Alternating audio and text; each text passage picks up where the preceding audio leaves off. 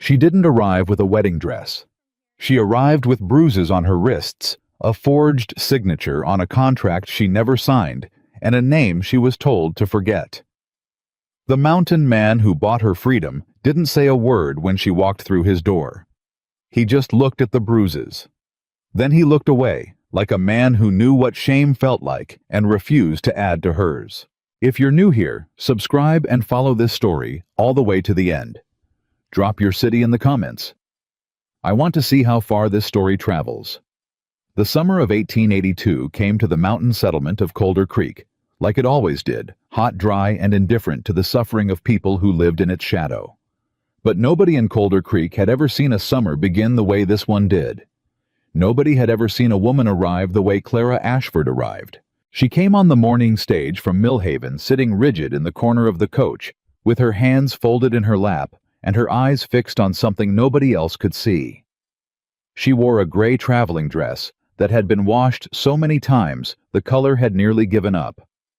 Her hair was pinned back tight enough to pull at the corners of her eyes. She carried one bag. One single bag with a broken latch she held shut with her left hand the entire ride. The other passengers noticed her, not because she was beautiful, though she was in the worn, stubborn way that a woman becomes beautiful when life has stripped everything else away. They noticed her because she didn't speak, didn't shift, didn't look out the window at the mountains rising in every direction, like the land itself was trying to touch the sky. She just sat still, like a woman preparing for something she had already accepted but not yet survived. When the coach rolled to a stop in front of Colder Creek's only hotel, the driver climbed down and opened the door and called out the stop the way he always did. Clara was the last one off. She stepped down onto the dirt road, looked up at the mountains for the first time, and for just one moment, one single unguarded moment, something moved across her face. Not fear, not wonder. Something older than both of those things. She pressed her lips together, and whatever it was disappeared. A man was waiting for her. His name was Gerald Fitch, and he was the kind of man who wore his money the way some men wore cologne loudly, and in quantities that made other people uncomfortable. His coat was too pressed for a frontier town. His boots were too clean for a dusty road. He held a folded document in his right hand, and he tapped it against his thigh the way a man taps something when he wants you to notice he's holding it. Miss Ashford. He didn't extend his hand. You're late. The stage from Millhaven doesn't run on a schedule that answers to you, Clara said. Her voice was quiet, but it had edges. Fitch's expression didn't change. He was the kind of man whose expression rarely changed because he'd spent 30 years making sure people understood that their reactions didn't concern him.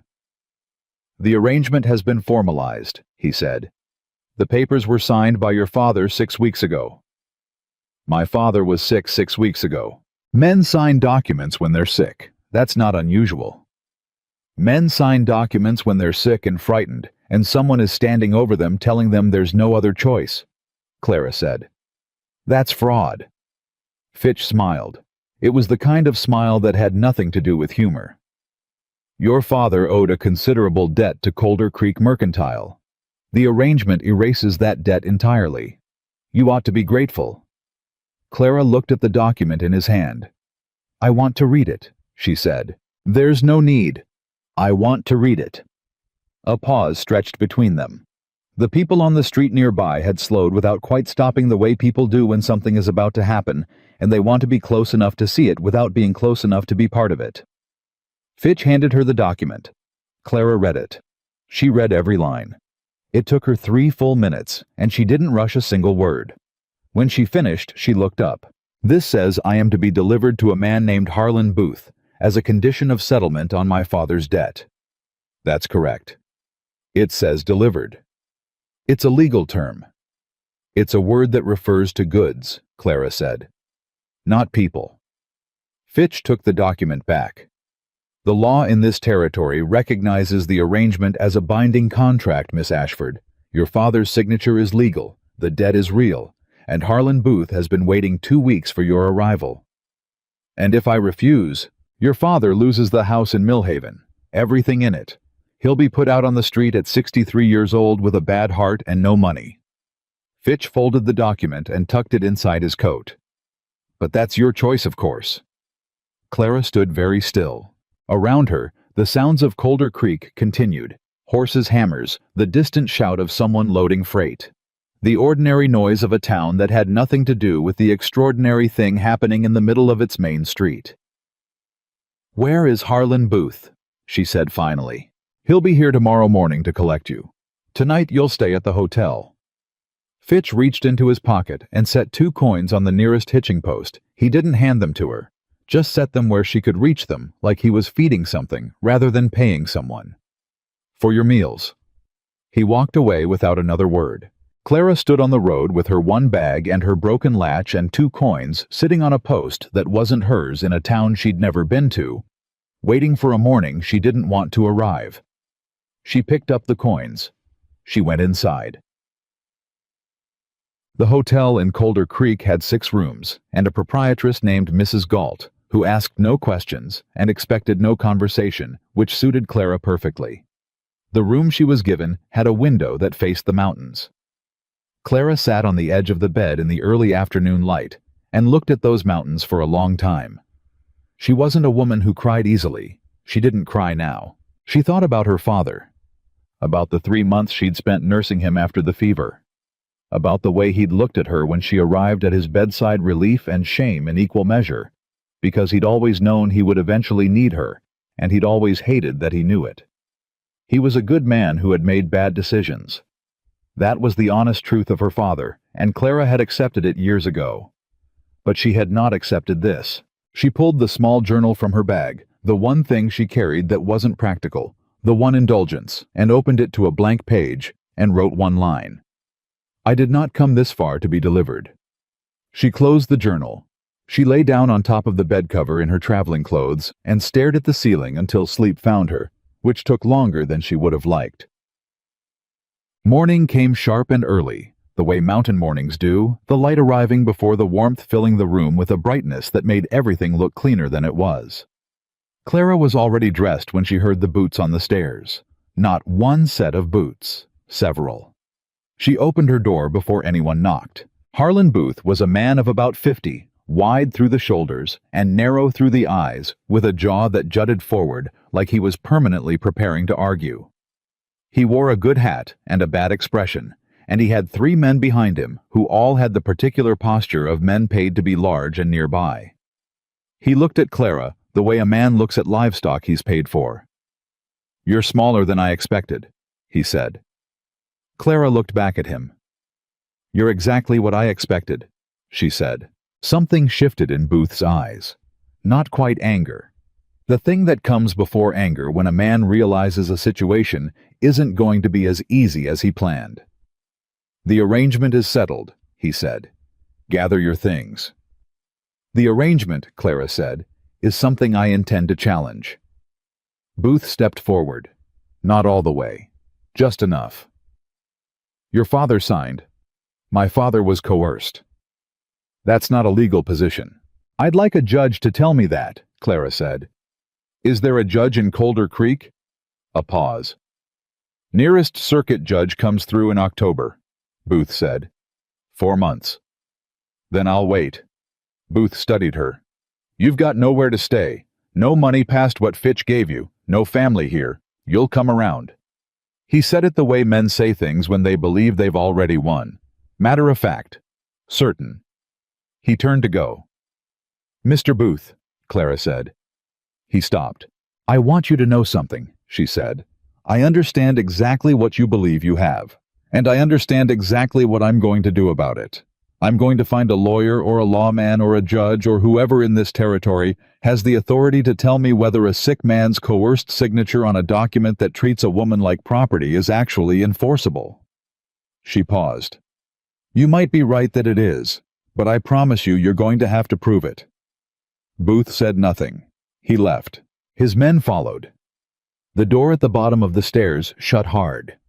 Clara sat down on the edge of the bed and pressed her hands flat against her thighs and breathed. Just breathed. In and out. The way you do when you've just said something bold and you need your body to catch up with your mouth. She wasn't afraid. She was terrified. There was a difference. The man who told her about Eli Danner did it without being asked. His name was Walt Pruitt, and he was the hotel's handyman, a small, weathered man of about 60 who Clara encountered on her way downstairs to find breakfast. He was fixing a hinge on a doorframe. He didn't stop working when he spoke to her. He just talked to the hinge. "Heard the business with Booth this morning," he said. "Most of the hotel probably heard it," Clara said. "Most of the hotel is smart enough to stay out of it." He set his screwdriver against the hinge. "You're not, apparently." Is that a criticism? It's an observation. He worked in silence for a moment. Booth owns 3 of the town council members. The sheriff has worked for him going on 6 years. The only lawyer who set up shop here lasted 4 months before he decided he'd rather practice somewhere with better air. He paused. "You're not going to find much help in Colder Creek." Clara leaned against the wall. "You had a reason for telling me that." Walt Pruitt smiled at the door hinge. "There's a man lives up the mountain, North Trail about 6 miles past the Cutter place. Name's Eli Danner." "What kind of man?" "The kind that don't belong to Booth and don't want to." Walt tightened the screw. "He ain't what you'd call friendly. He ain't what you'd call anything really on account of nobody gets close enough to call him much of anything. But he's fair." He paused again. "And there's one other thing about him." "What?" "He was a federal land assessor before he came to the mountain. 14 years. Knows every land law in this territory better than any lawyer I ever met." Clara was quiet for a moment. "Why are you telling me this?" Walt finally looked at her. His eyes were steady and old and tired in a way that had nothing to do with age. "Because I watched Booth do this to the last woman who came through on a debt arrangement," he said. "And I didn't say a word to her." He went back to the hinge. "I'm saying a word to you." Clara straightened. "How do I find the North Trail?" she said. She went on foot because she had no horse and no money to hire one. The summer heat was already building by the time she reached the edge of town, the mountains sitting massive and indifferent ahead of her. She'd borrowed a canteen from Walt without asking. She'd left 2 of her last 3 coins on the windowsill of her room and figured that covered it. The North Trail was hard going. She went in silence, not spending energy on things she didn't have extra energy for. And for 2 hours, the mountains rose around her and the trail narrowed and climbed, and she kept moving because stopping was not something she could afford to do yet.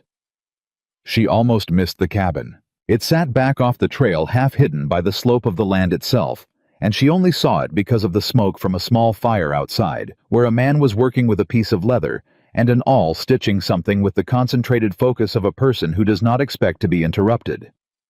He was big, not large man trying to look big. Just genuinely practically large in the way that men get when they spend years doing physical work in open country. His hair was dark and needed cutting.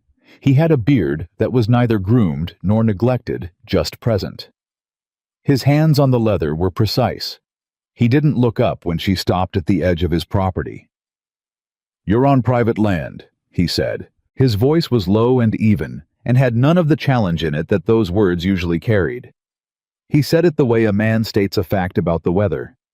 "I know," Clara said. "I came to find you." "People who come to find me are usually people who want something." "Yes," she said. "I want help." He looked up then. His eyes were dark brown, or maybe something between brown and black, the kind of eyes that took in information without giving any back. He looked at her the way a man looks at something he's trying to categorize. Not unkindly, but not warmly either. Just carefully. "I don't know you," he said. "My name is Clara Ashford. I arrived in Colder Creek yesterday. My father's debt was used to arrange a contract that gives Harlan Booth claim to—" She stopped, not because she was emotional, because she wanted to say the next part right. "Claim to me, as a condition of settlement." Eli Danner set down the leather. He set down the awl. He looked at her for a long moment with those dark, careful eyes. "Booth," he said. "You know him." "I know of him." He stood. He was taller than she'd realized. "You walked up here from town?" "Yes." 6 miles. Walt Pruitt told me where to find you. Something crossed his face at the name Walt Pruitt. Not softness exactly, but something adjacent to it. Come sit down, he said. You look like you haven't eaten. I haven't. Come sit down, he said again. It wasn't an invitation. It wasn't quite an order either. It was the tone of a man accustomed to stating the practical thing and expecting the practical thing to be done. Clara sat. He fed her without making a production of it. Cornbread from that morning and dried venison and water from the spring behind the cabin, and he set it in front of her without ceremony or comment, which was precisely what she needed, and somehow exactly what she expected from a man who talked the way he talked. She ate. He sat across from her with his elbows on his knees and listened while she told him everything.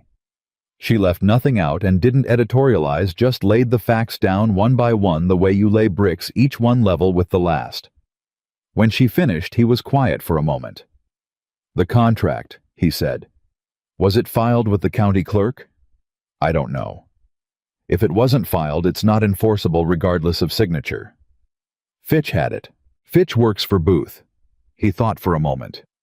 Was the debt-documented formal loan agreement not just a verbal arrangement? I don't know that either. Those are the two questions.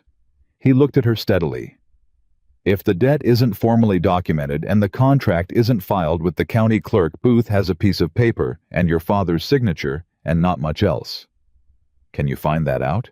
I know someone at the county seat who can check the clerk records. He paused. It'll take 3 or 4 days. Clara looked at her hands on the table in front of her. They were steadier than she felt. I have nowhere to stay, she said. I have 1 coin left. Booth controls the sheriff, and he knows I'm trying to fight this, which means by tomorrow he'll have made it clear to every person in that town that helping me is a bad idea. The words cost her something to say.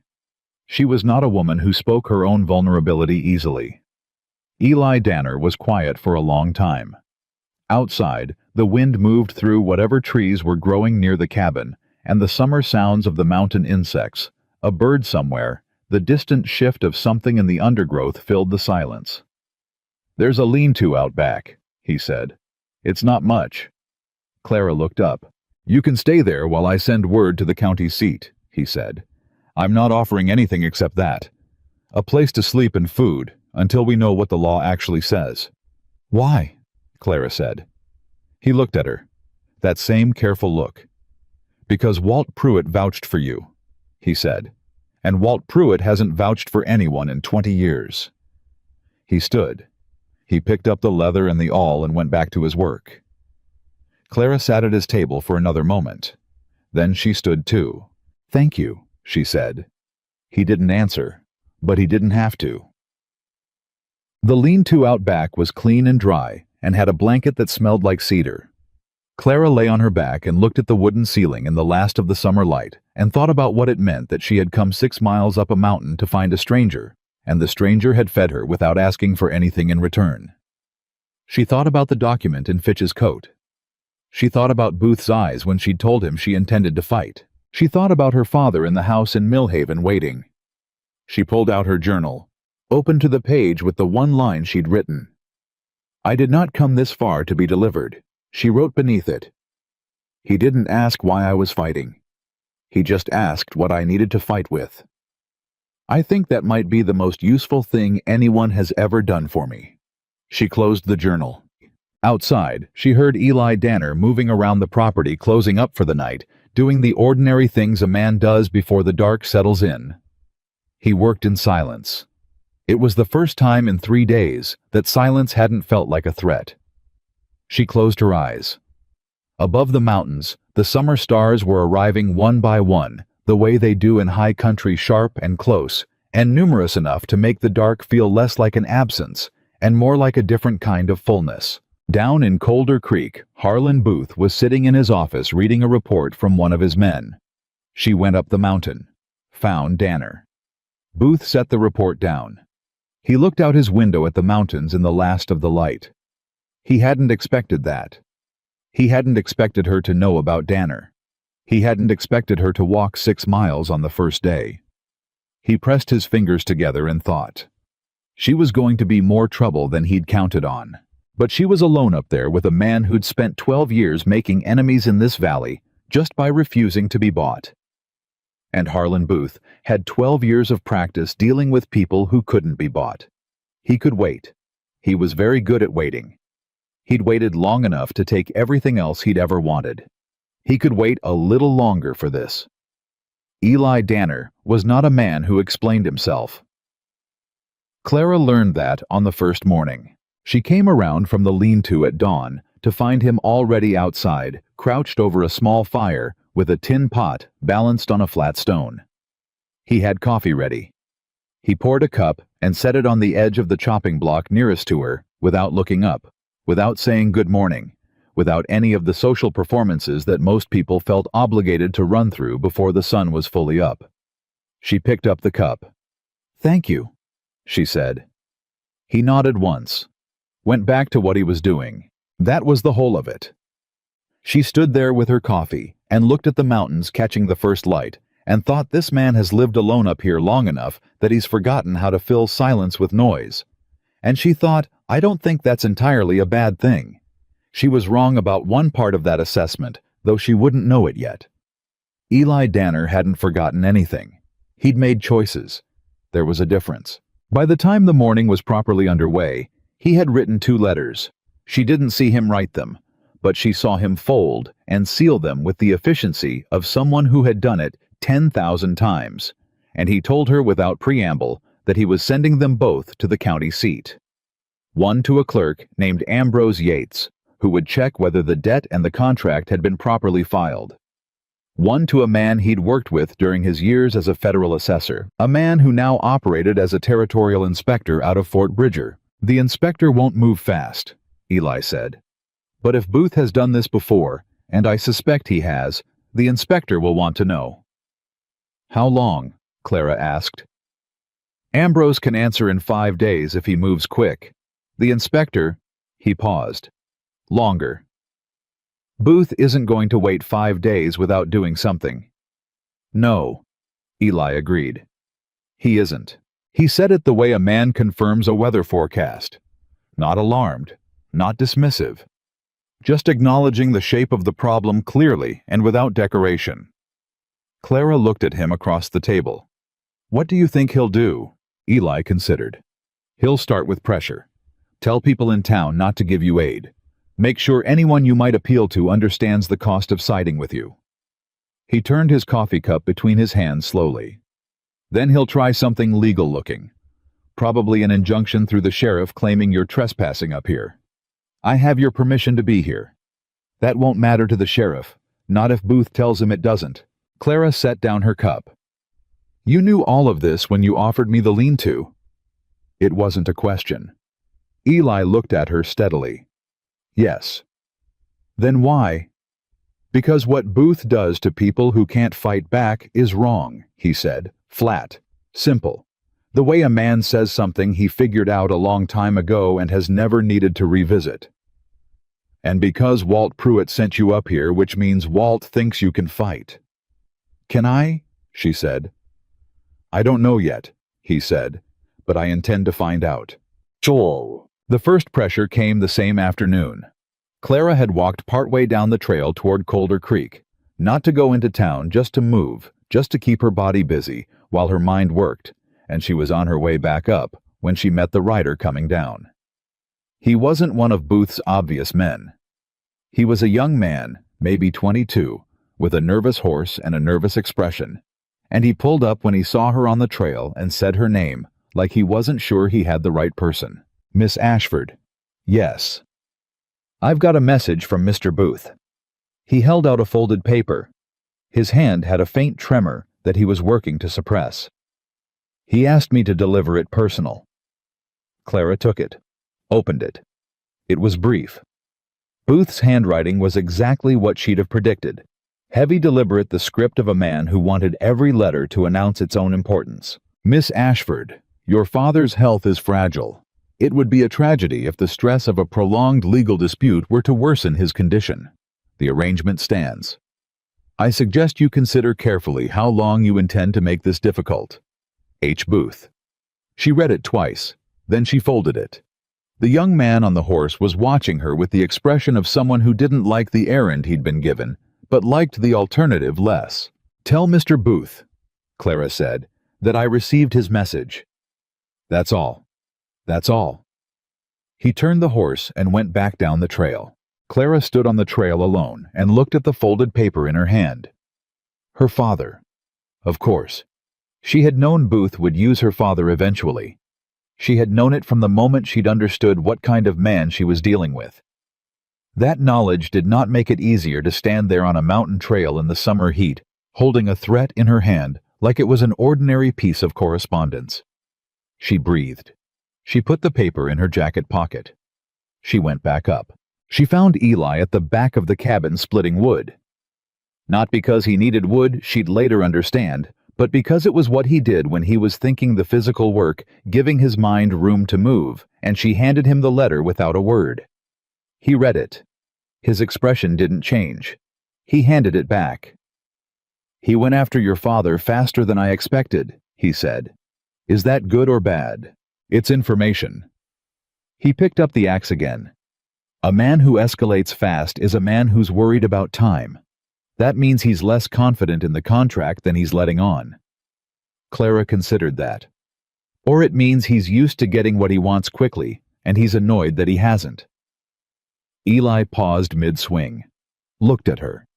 Something shifted in his expression, not quite surprise, but a recalibration of some kind, like a man adjusting his estimate of a distance he'd already measured. "Both could be true," he said.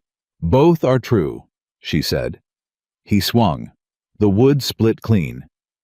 "Your father?" he said, not looking at her. "He's in Millhaven." "Yes." "Is there anyone with him?" "A neighbor woman, Mrs. Hooper. She checks on him." "Could you get a letter to him? Something that would reassure him without telling him what's actually happening up here." Clara thought about her father, about his face when she'd left, about the way he'd held her hand and said her name and couldn't quite finish the sentence. "He'd know I was hiding something," she said. "He knows me." "Then write him the truth," Eli said. "Tell him you've found someone helping you. Tell him there's a legal challenge in progress. Don't promise anything you can't keep, but don't let him sit there with Booth's men whispering in his ear either." It was good advice. She knew it was good advice before he finished saying it. "You know a lot about what fear does to people," she said. He set another log on the block. "I know what it's like to have someone use the people you love against you," he said. He swung. The wood split. He didn't say anything more about it. Clara understood the way you understand some things about people, not because they explain themselves, but because they've said just enough that you can see the outline of the rest. She went to write the letter. The next 2 days settled into something that Clara wouldn't have predicted and couldn't quite name. Eli worked. He was always working. There was always something on the property that needed doing, and he did each thing with the same focused, unhurried competence. Like a man who has made his peace with the fact that there is always more work than time and has decided to stop fighting that truth and just show up for it. Clara worked too. She was not a woman built for waiting, and within 24 hours of arriving, she had assessed what needed doing around the property and started doing it. She found the kitchen garden behind the cabin overgrown in the way things get when one person is trying to manage too much land alone. She started clearing it. She didn't ask permission. She just started. Eli found her there the second morning and stopped and looked at what she'd done. "You don't have to do that," he said. "I know," she said. "I'm doing it anyway." He looked at the cleared rows. He looked at her. "The back corner is for winter squash," he said. "Needs more space between the hills than you've got." "Show me," she said. He showed her. That was how it started. Not with warmth exactly. With competence meeting competence and the particular respect that generates in people who have spent their lives doing real work in real conditions. She noticed things about him in those 2 days. He got up before dawn. Not reluctantly, he just woke the way some people do, like sleep is a task they complete and then move on from, rather than something they linger in. He made coffee before he did anything else. He took it outside regardless of what the morning was doing. He had books. More books than she would have expected, 2 full shelves along the back wall of the cabin, and they weren't decorative. They were red. She could tell by the way the spines broke, the way certain pages had been folded down at corners. He'd apparently never gotten around to unfolding. He talked to his horse. She heard it through the lean-to wall one morning. Not the words, but the tone low and continuous.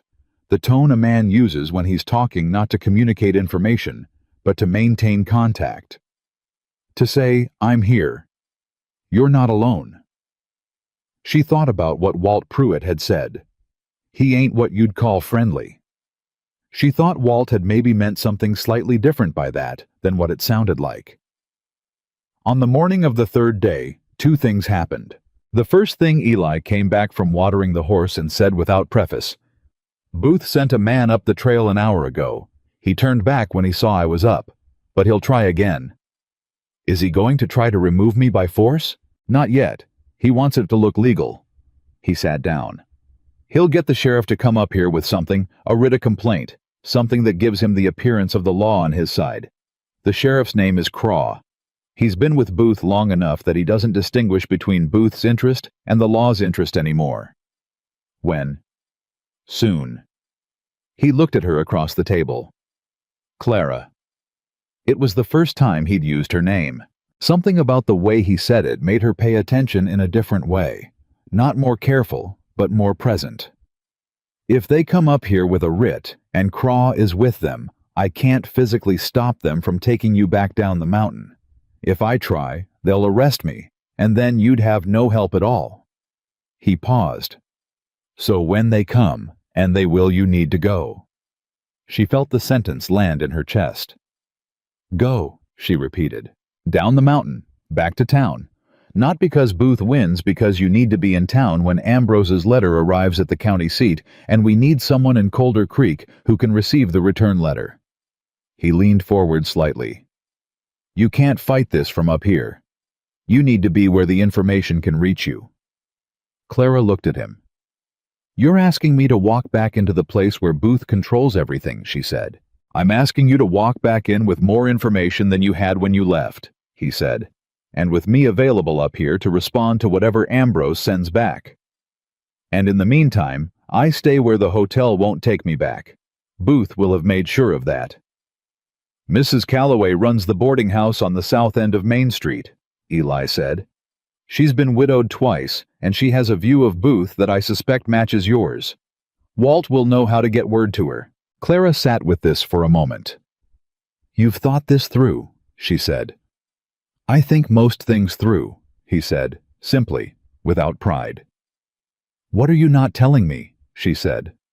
A pause, just long enough to mean something.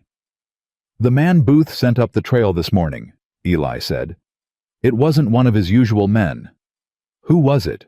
"A man named Greer. He works for the Territorial Marshal's office out of the county seat." He looked at her steadily. "Booth got to the marshal's office before we got to the inspector. He's filing a complaint claiming you abandoned a legal debt arrangement and are being harbored by a known—" He stopped. "Known what?" Clara said. "He's telling them I'm holding you here against your will." The silence that followed was the kind that has weight. Clara felt something cold move through her that had nothing to do with the morning air. "He's going to say you kidnapped me," she said. "He's going to imply it in a way that's difficult to disprove without your cooperation." Eli's voice was even. Completely even. "If you're not in town when Greer files his report, if you're still up here, it looks like what Booth wants it to look like." Clara understood then the full geometry of what Booth had done. He hadn't just threatened her father. He hadn't just sent a writ. He had positioned the situation so that the man helping her would be the one who looked like the criminal. She looked at Eli. "You knew this when you told me to go back to town," she said. "Yes." "You were telling me to go back to protect yourself." "I was telling you to go back because it protects us both," he said, "and because it's the right move regardless." She studied him. His face gave back nothing she hadn't put there herself, and somehow that steadiness made her trust what he was saying more, not less. "What do you need me to do in town?" she said. "Find Walt." Tell him what Greer has been asked to file.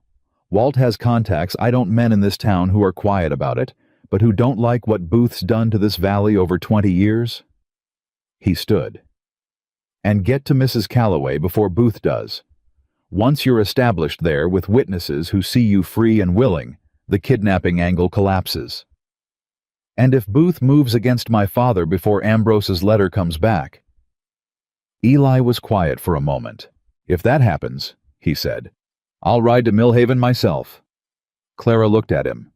You'd do that, she said. Not a question. She could hear it in his voice, the particular flatness of a man making a statement of fact rather than a promise, because for him there was no difference between the two. I'd do that, he said. She stood. She picked up her bag, the one bag the broken latch, and she held it for a moment. Eli, she said. He looked at her. Don't let Booth make what you're doing look like something it isn't, she said. Don't let him take this away from you. Whatever reasons you had for coming up here and staying, she paused. They're good reasons. I can tell that without knowing what they are. Don't let him touch them.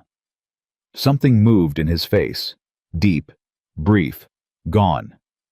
Go, he said, not unkindly. Go before Greer comes back up. She went. The walk down the mountain was harder than the walk up had been, and not because of the terrain. Going up, she'd been moving toward something, an idea, a long shot, a stranger Walt Pruitt trusted. Going down, she was moving back into a town where a powerful man had spent 2 days tightening his grip on every lever he could reach. She thought about what Eli had said. A man who escalates fast is a man who's worried about time. She turned that over as she walked. Why would Booth be worried about time? He had the sheriff, he had the council, he had an arrangement signed by her father.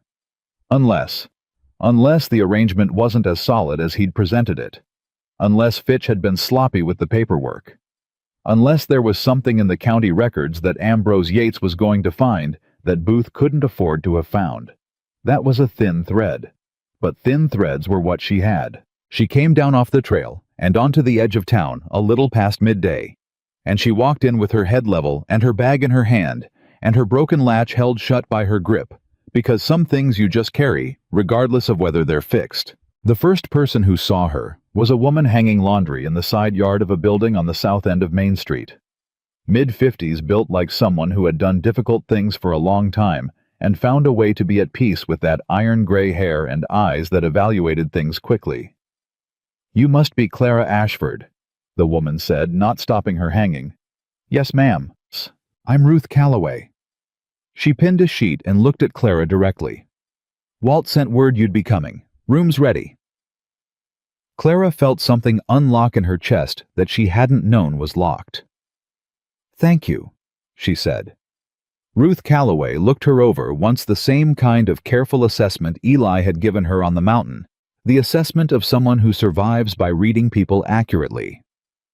You look like you've been making decisions, Ruth said. I've been doing a lot of that, Clara agreed. Good. Ruth unpinned an empty clothesline and handed it to her. Help me with this, and I'll tell you what Booth did yesterday after you went up the mountain. Clara took the clothesline. What did he do? She said. He visited the Reverend, Ruth said. Sat in his parlor for an hour. When he left, the Reverend put out word that the church would not be available to anyone associated with. And I'm using his exact words, mind you, unsanctioned arrangements that undermine legitimate contract law. She said it with the flat precision of someone who has memorized something so they can testify to it accurately later. Which translated out of Reverend speak means don't help the Ashford woman. He moved on the church, Clara said. He moves on everything. Ruth hung the clothesline. That's how he's held this valley for 20 years. He doesn't need to threaten every person directly. He just needs to make it clear that the cost of crossing him is higher than people can afford. She paused. Most people.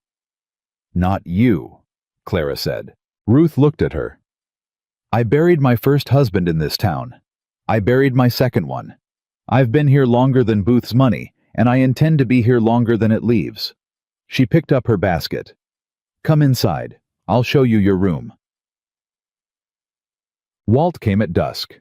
He came around the back through the alley, the way a man comes when he doesn't want to be seen coming, and Ruth let him in through the kitchen without a word, like this was a practice they'd established. He sat at Ruth's kitchen table and looked at Clara with the steady eyes of a man who has decided to be useful and is proceeding accordingly. "Greer filed his report with the Deputy Marshal's satellite office this afternoon," Walt said. "Booth's complaint says you were coerced up the mountain by Danner and held there." "I walked up there on my own," Clara said. "I know that," Walt said. "But coercion's hard to disprove from a distance." He folded his hands on the table. "However, Greer's a by-the-book man. He's not in Booth's pocket the way Craw is. He filed the complaint because that's his job, but he also wrote in his report that when he rode up the trail he observed you moving freely around the property and that you did not appear to be in distress." Clara felt the thread tighten. "He put that in the report," she said. "He put it in the report." Walt nodded. "Which means when the deputy marshal looks at this, he's going to see a complaint from a powerful local man about a woman who was observed by a federal employee moving freely and without apparent distress." He paused.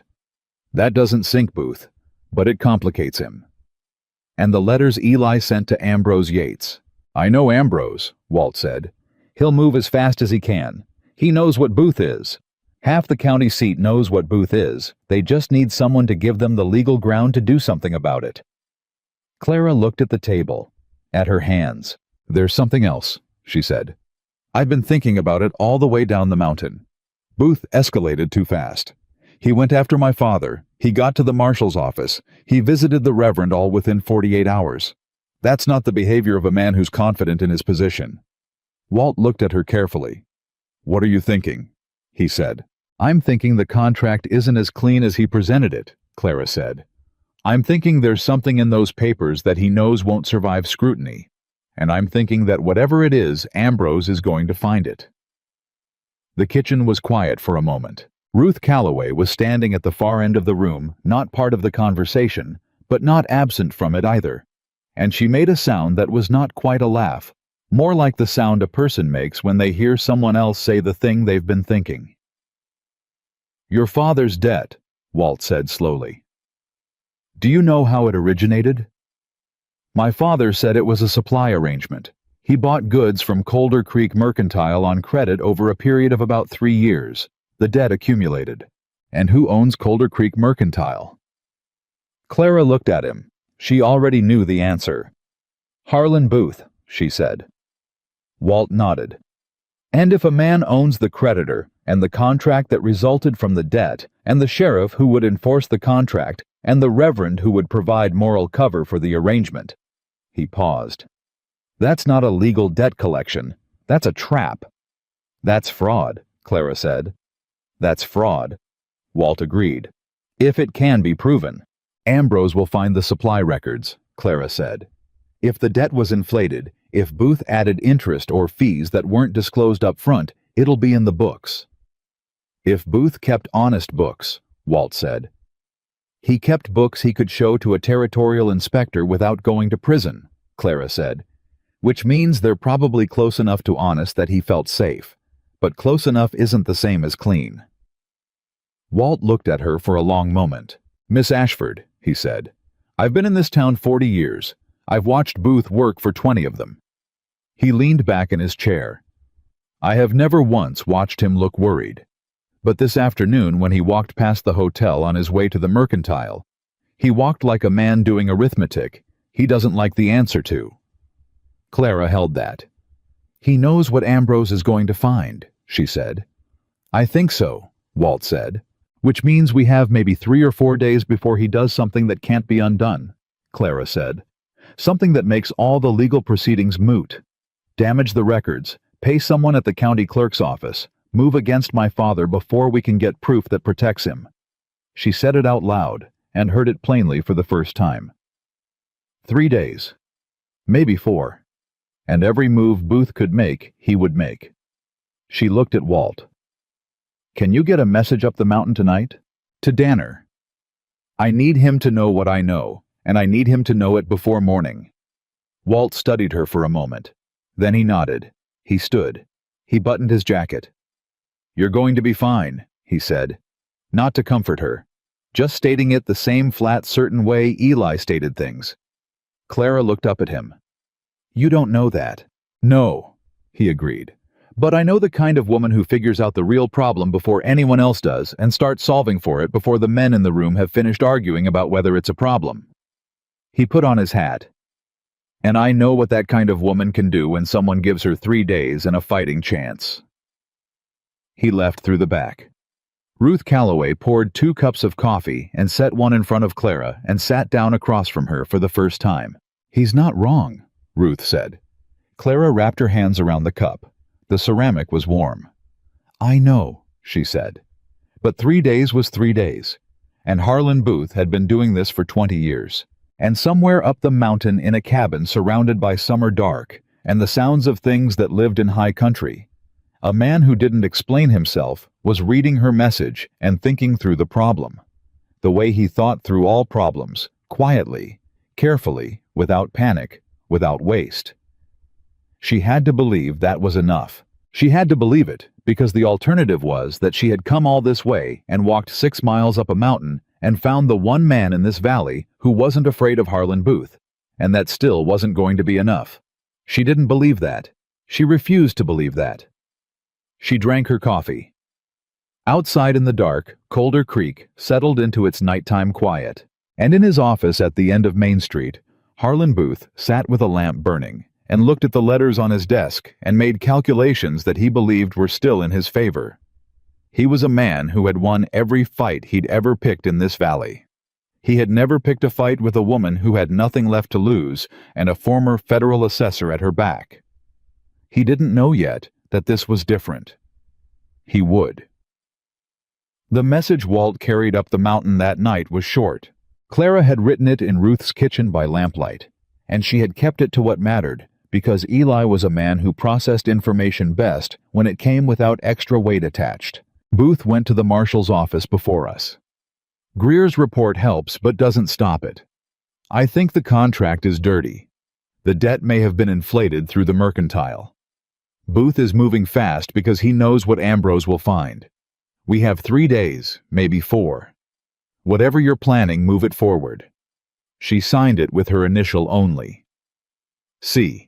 Walt came back the next morning with Eli's reply, written in the same spare style, as if brevity were a language they'd both arrived at independently and now shared. "I know about the mercantile. I've known for 2 years.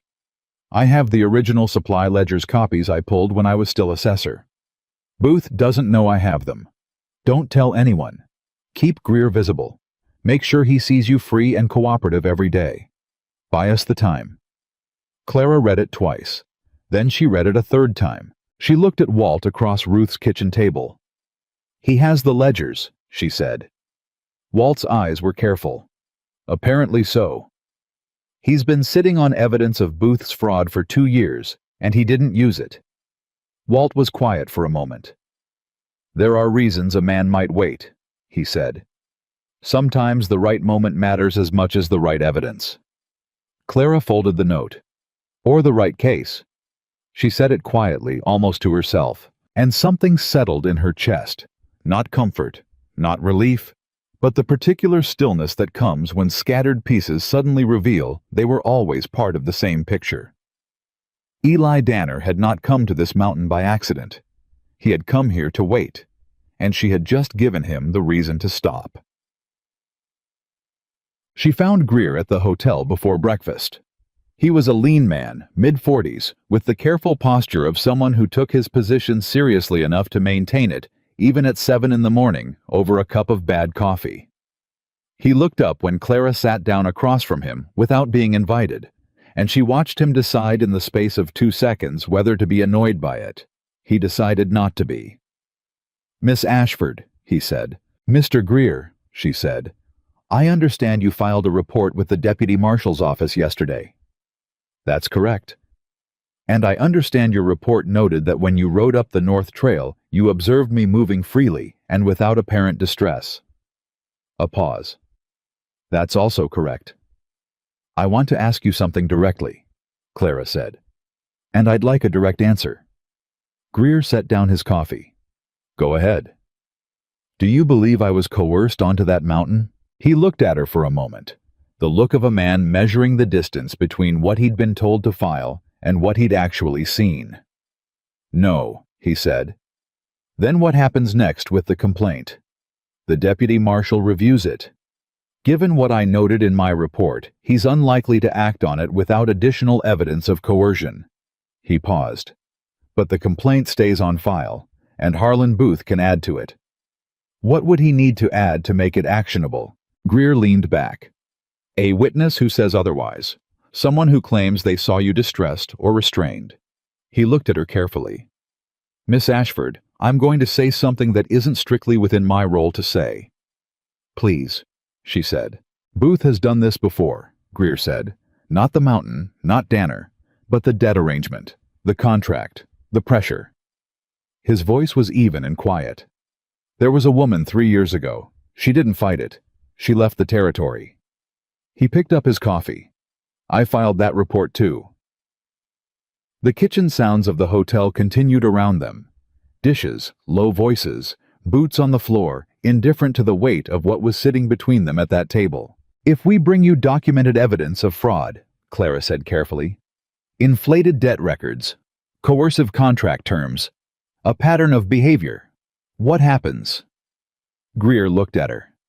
Then it's not a civil matter anymore, he said, and the deputy marshal becomes very interested, Greer said, in doing something he should have done 3 years ago. Clara held his gaze. How long are you in Colder Creek? I had planned to leave today. Would you stay? She said. 2 more days, maybe 3. Greer considered her for a long moment. He picked up his coffee. He drank it. I have some paperwork I've been meaning to catch up on, he said. Clara nodded once. Thank you. She stood. She walked out of the hotel and into the summer morning, and the heat was already building the way mountain summer heat builds fast and total, and she stood on the road and thought 2 days. 3 if they were lucky. They needed to be lucky. Jenny. Booth made his next move before noon. She was at Ruth's when the sheriff came. Craw was a big man running to softness, the kind of softness that comes from years of authority doing the physical work that muscle used to do. He wore his badge the way some men wear a wound prominently, and with the expectation that you would treat it with appropriate gravity. He knocked. Ruth opened the door. He looked past Ruth at Clara. Miss Ashford, he said. I have a notice here from Mr. Harlan Booth filed through this office stating that you are in breach of a legally binding contractual arrangement and that your continued presence in Colder Creek constitutes an obstruction of lawful debt resolution. He held out the paper. Clara took it, read it. This is a civil notice, she said, not a warrant. That's correct.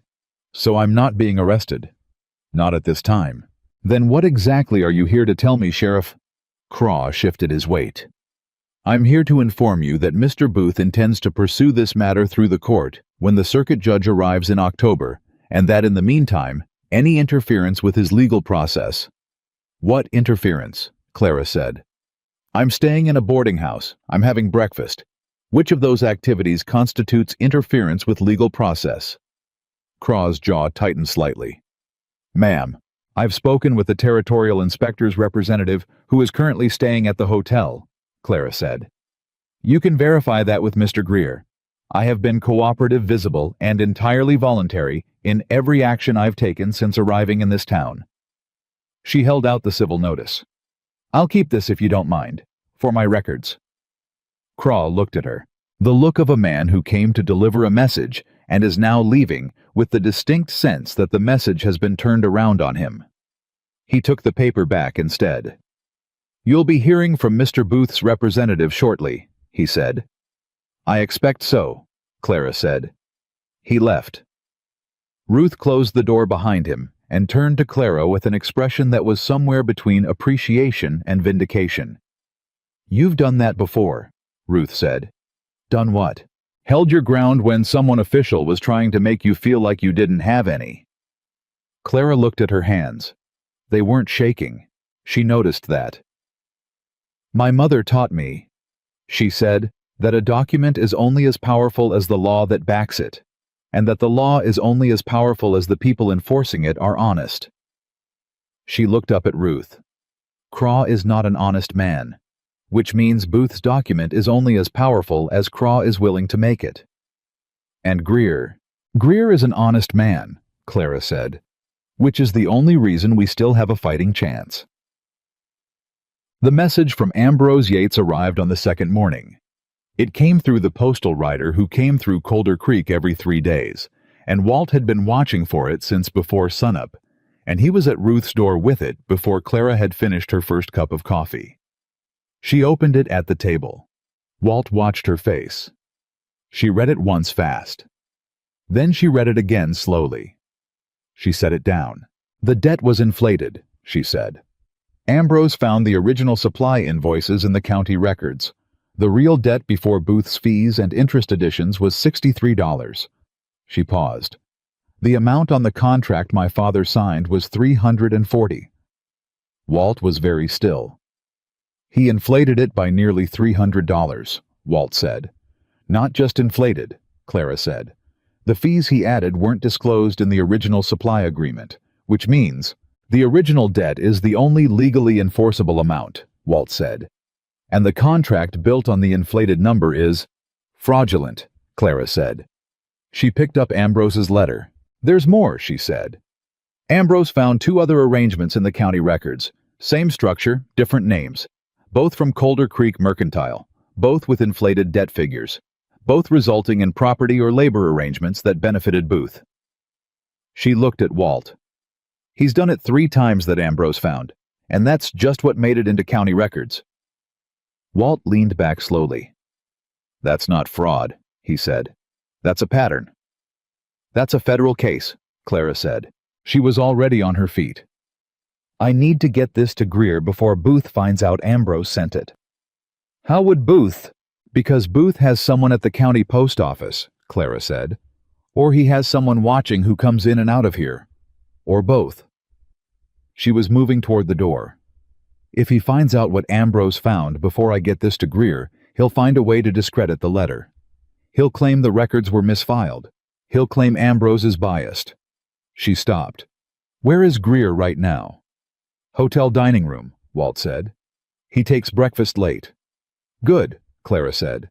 She went out the door and across the street, and she did not run, but she walked with the focused speed of a woman who understands that sometimes 30 seconds is the difference between everything and nothing. Greer read the letter twice. He did it carefully, the way a professional reads something that he knows is going to require him to make a decision. He read it once for content and once for implication, and then he set it on the table in front of him and looked at it for a moment with his hands flat on either side. 3 instances, he said. "That Ambrose found," Clara said. "In the county records. He thinks there may be more that never made it to county level, and Danner has the original supply ledgers. Copies. From his time as federal assessor." Greer was quiet for a moment. "Danner was an assessor." He said it half to himself. "I knew his name, but I didn't know that." "He left 14 years ago," Clara said. "He's been on that mountain since." "Why?" Clara looked at him. "I don't know entirely," she said. "But I think he's been waiting for the right case." Greer picked up the letter. He folded it with precise movements and put it inside his coat, and then he stood. "I'm going to send an emergency dispatch to the deputy marshal at the county seat," he said. "I'm going to reference the Ambrose letter and request a formal investigation authority." He looked at her. "This is going to take the rest of today. The dispatch rider leaves at 4. What does Booth do when he finds out?" "He'll try to move before the authority arrives," Greer said. "Which means you need to be somewhere safe tonight, and Danner needs to be somewhere that Booth can't reach him." He paused. "How quickly can Danner come down from the mountain?" "I don't know." "He needs to come down," Greer said. "With the ledgers. Tonight." Clara nodded. She went to find Walt. What happened in the next 4 hours was the kind of controlled chaos that looks from the outside like nothing much at all. Walt sent a boy he trusted up the North Trail with a message that said, only, "Come down tonight. Bring what you have. G is ready." Clara went back to Ruth's and helped Ruth bake bread, the most ordinary thing she could think of to do the thing that would look most unremarkable to anyone watching the boarding house. And while she worked, she thought about Eli on the mountain reading that message, and she thought about what it meant that he had been holding those ledger copies for 2 years and had said nothing to anyone, not because he was waiting for the right moment. She had been wrong about that. She understood it better now. He had been waiting because he had learned at some cost she didn't know the full shape of yet, that acting alone on principle without enough ground beneath you doesn't protect anyone. It just gets you buried. He had been waiting for enough ground. She had brought him the ground. That thought settled in her in a way that felt heavier than she expected. Not bad heavy, the weight of something that matters. Booth moved at 3 in the afternoon. She heard it from Ruth's kitchen. Raised voices, the specific sound of something official happening on the street, and she went to the window and saw Craw and 2 of his deputies standing in front of the hotel, and Greer on the steps with his arms crossed and his expression doing the thing expressions do when a man is being professionally courteous while being essentially immovable. "What is that?" Ruth said behind her. "Booth found out about the dispatch," Clara said. She watched Craw gesture at Greer. Watched Greer respond. Watched Craw's shoulders go tight. The dispatch rider left at 4. She could see that from here, the staging area at the eastern end of the street, and if Craw was trying to stop Greer now, he was trying to stop that dispatch from leaving. She looked at the clock on Ruth's shelf. 3:17. "Ruth," she said, "is there another way out of this building?" "Back door to the alley." "And from the alley. South end lets out behind the livery." Clara was already moving. "I need to get to the dispatch rider before Craw does." "Clara." "Greer is holding them at the front of the hotel," Clara said. "He knows. He's buying time. But if Craw sends one of the deputies around..." She was already at the back door. The alley was narrow, and she moved through it fast, not running, but close to it. And she came out behind the livery and went around the south side of it and came out at the staging area from the wrong direction, which meant she was behind the dispatch rider rather than in front of him, and she had to call out to him from across the yard. "Wait," she said, loud enough to carry.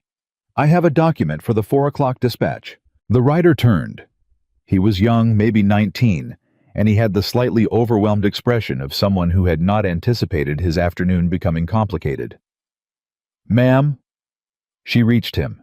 She didn't have the dispatch, Greer had the dispatch, but she needed the rider to still be there when Greer arrived. "I'm waiting on a document from the gentleman at the hotel," she said. "He'll be here shortly. Would you hold the dispatch 2 minutes?" The rider looked uncertain. "I can pay the holding fee," she said, and she gave him her last coin, her absolute last coin, the one she'd been keeping in the small pocket of her jacket since Millhaven. And she looked him in the eye and said, 2 minutes, please." The rider pocketed the coin. He waited. Greer came around the north side of the livery 60 seconds later, at a pace that suggested he had extracted himself from Craw through sheer force of professional obstinacy, and he handed the dispatch rider the sealed envelope and said 3 words to him that Clara didn't catch, and the rider nodded and mounted and left. Greer and Clara stood in the staging yard and watched him go. "Craw sent a deputy to the telegraph office," Greer said, "to stop you from sending a telegraph, to stop the telegraph operator from accepting one from me." He looked at her. "Booth moves fast. He found out about Ambrose's letter. Within 2 hours of you receiving it." Greer turned toward her. "He has eyes in this town, Miss Ashford. More than I anticipated." Clara looked at the road the dispatch rider had taken. "Will the dispatch get through?" "If the rider is honest," Greer said. "And I believe he is." He paused. "The question is what Booth does tonight, now that he knows the dispatch has left." She already knew the answer. "He goes after Eli," she said. Greer nodded. "Or after your father. Whichever he thinks will stop the process. My father doesn't have anything Booth needs anymore, Clara said. The case is in federal hands now. Threatening my father doesn't change the fraud documentation. Which means Danner is the more pressing target, Greer said. The ledgers are the original evidence, if Booth can discredit or destroy them. He can slow the investigation long enough to... Clara stopped. She looked at Greer. Long enough to what? She said. What does he gain by slowing it down? Greer was quiet for a moment. There's a land sale, he said carefully. I didn't know about it until this morning. A parcel at the northern edge of the valley.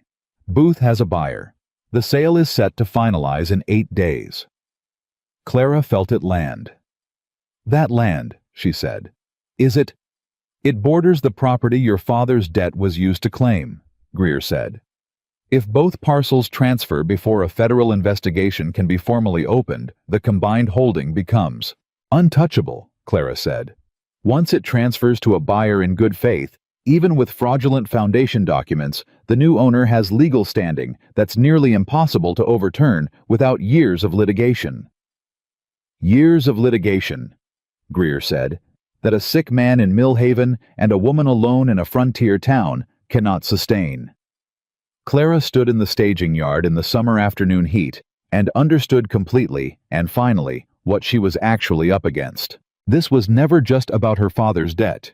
It was never just about her. Booth needed both parcels. He'd been building toward this land sale for months, maybe longer.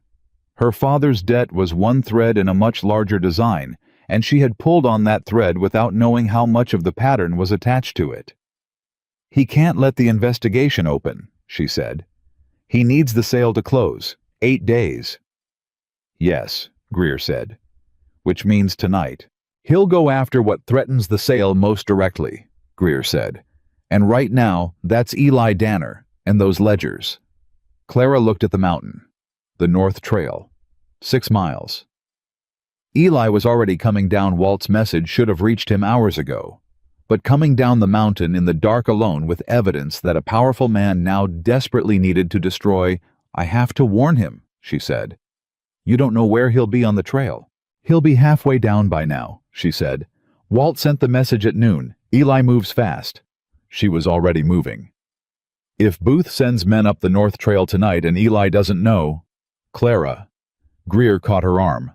Not to stop her, just to make her look at him first. If you go up that trail tonight, you're walking into whatever Booth has set in motion. I know, she said. I can't follow you, he said. If I leave this town tonight, Craw will use it to shut down everything we've set in motion. I have to stay visible and official. I know, she said again. He looked at her for a long moment. He let go of her arm. The trail splits at the second creek crossing, he said. There's a shortcut through the East Ridge that comes out above the halfway point. If Booth's men are going up the main trail, the East Ridge puts you ahead of them. He paused. Walt knows it. Clara nodded. She turned toward Ruth's. She had to get moving before the light was entirely gone. Walt didn't argue with her. He listened to what she told him about the land sale and the 8 days and Booth's men, and then he stood up and got his hat. I'll take you as far as the creek crossing, he said. After that East Ridge is straight up, you'll see it. Stay high. Walt. I'm 60 years old, he said, pulling his coat on, and I have a bad knee, and I ain't going up that mountain, but I can get you to the trailhead. He looked at her. You ready? Yes. He looked at her one more moment, the way a person looks at someone they're genuinely concerned about but have decided to trust anyway. Eli will be moving fast, he said. He won't be easy to miss on a mountain trail. Man like that moving at night sounds like something deliberate. Good, Clara said. They went out the back. The East Ridge in the dark was hard. She didn't let herself think about how hard. She thought about Eli on the main trail moving down through the dark with those ledgers, not knowing that Booth had sent men up ahead of him or behind him or both. She thought about 8 days. She thought about her father in the house in Millhaven. She climbed. She heard them before she saw them. Not Eli. Booth's men. Two of them on the main trail below her, moving up in a way that had nothing casual about it. The purposeful sound of men who have been sent to do a specific thing and intend to do it. She was above them on the ridge. She couldn't shout not without giving her own position away. She moved faster. The ridge trail brought her out above the halfway point, just where Greer had said it would, and she came down onto the main trail, and she was breathing hard, and her hands were scraped from the rock face, and she nearly ran directly into Eli Danner, coming around the bend in the trail.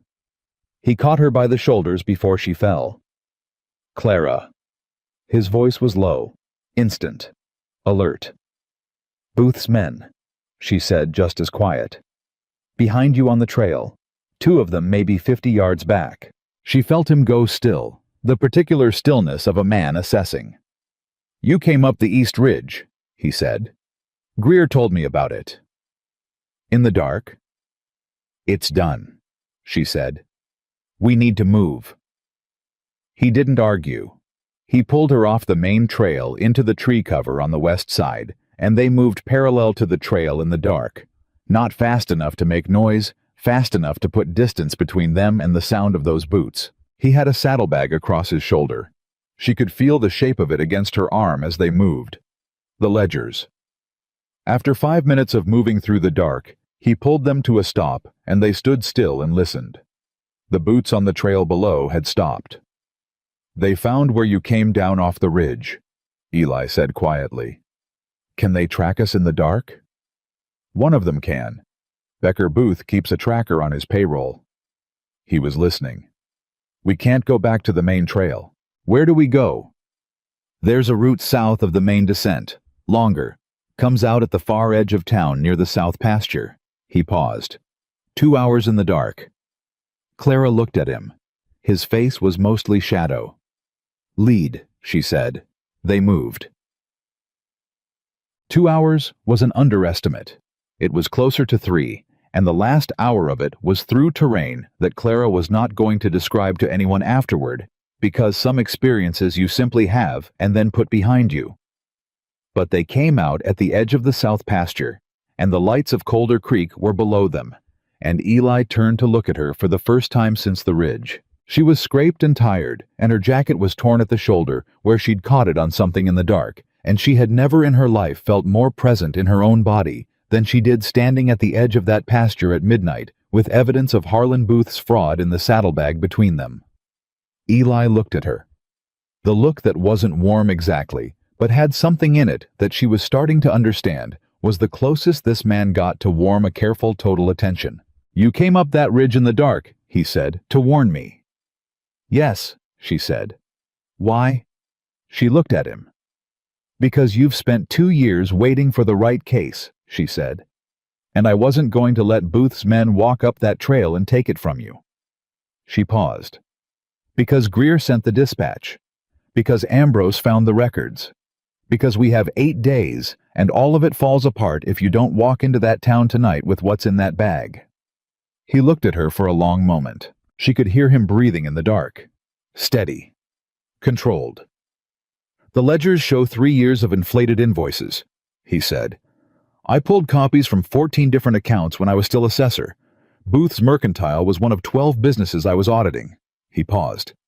"I flagged it in my report. The report was buried." "By who?" "I don't know," he said. "That's the part I never could prove." Something moved through his voice, not bitterness, but the shape of where bitterness used to be, and had been replaced by something harder and more functional. "I came up here because I knew the day would come when Booth made a mistake big enough that the fraud couldn't be ignored. And because I wanted to be close enough to the evidence when that day came." "And now," Clara said, "now we walk into town," he said, "and we put those copies in front of Greer, and we let the law do what it should have done 14 years ago." He started down toward the lights. She fell in beside him. They walked in silence for a moment. "Eli," she said. "Yes." "The woman 3 years ago," she said. "The one who didn't fight. Greer mentioned her." He was quiet for a step. 2 steps. "Her name was Margaret Howell," he said. "She was a schoolteacher, widowed. Her husband had a debt with the mercantile. He paused. She left the territory. I don't know where she went. Did you try to help her? I wasn't ready then, he said. The evidence wasn't enough. Booth would have buried it the same way he buried the assessor report. He looked straight ahead. There is not a day that I don't think about her. Clara walked beside him in the dark and didn't say anything for a moment. Then let's make sure it counts, she said. He looked at her. The lights of Colder Creek were close now. Yes, he said. They came off the pasture and onto the road, and Eli Danner walked into Colder Creek for the first time in years, and he walked like a man who has been waiting a very long time to do what he was about to do. And below them in his office at the end of Main Street, Harlan Booth sat at his desk and looked at the lamp, and did not yet know that everything he'd spent 20 years building had just walked down a mountain and through the dark and was now standing on his doorstep. He would know by morning. Greer was still awake. Clara had expected that. A man who sent emergency dispatches at 4 in the afternoon and then spent his evening being professionally obstructed by a corrupt sheriff did not go to bed early.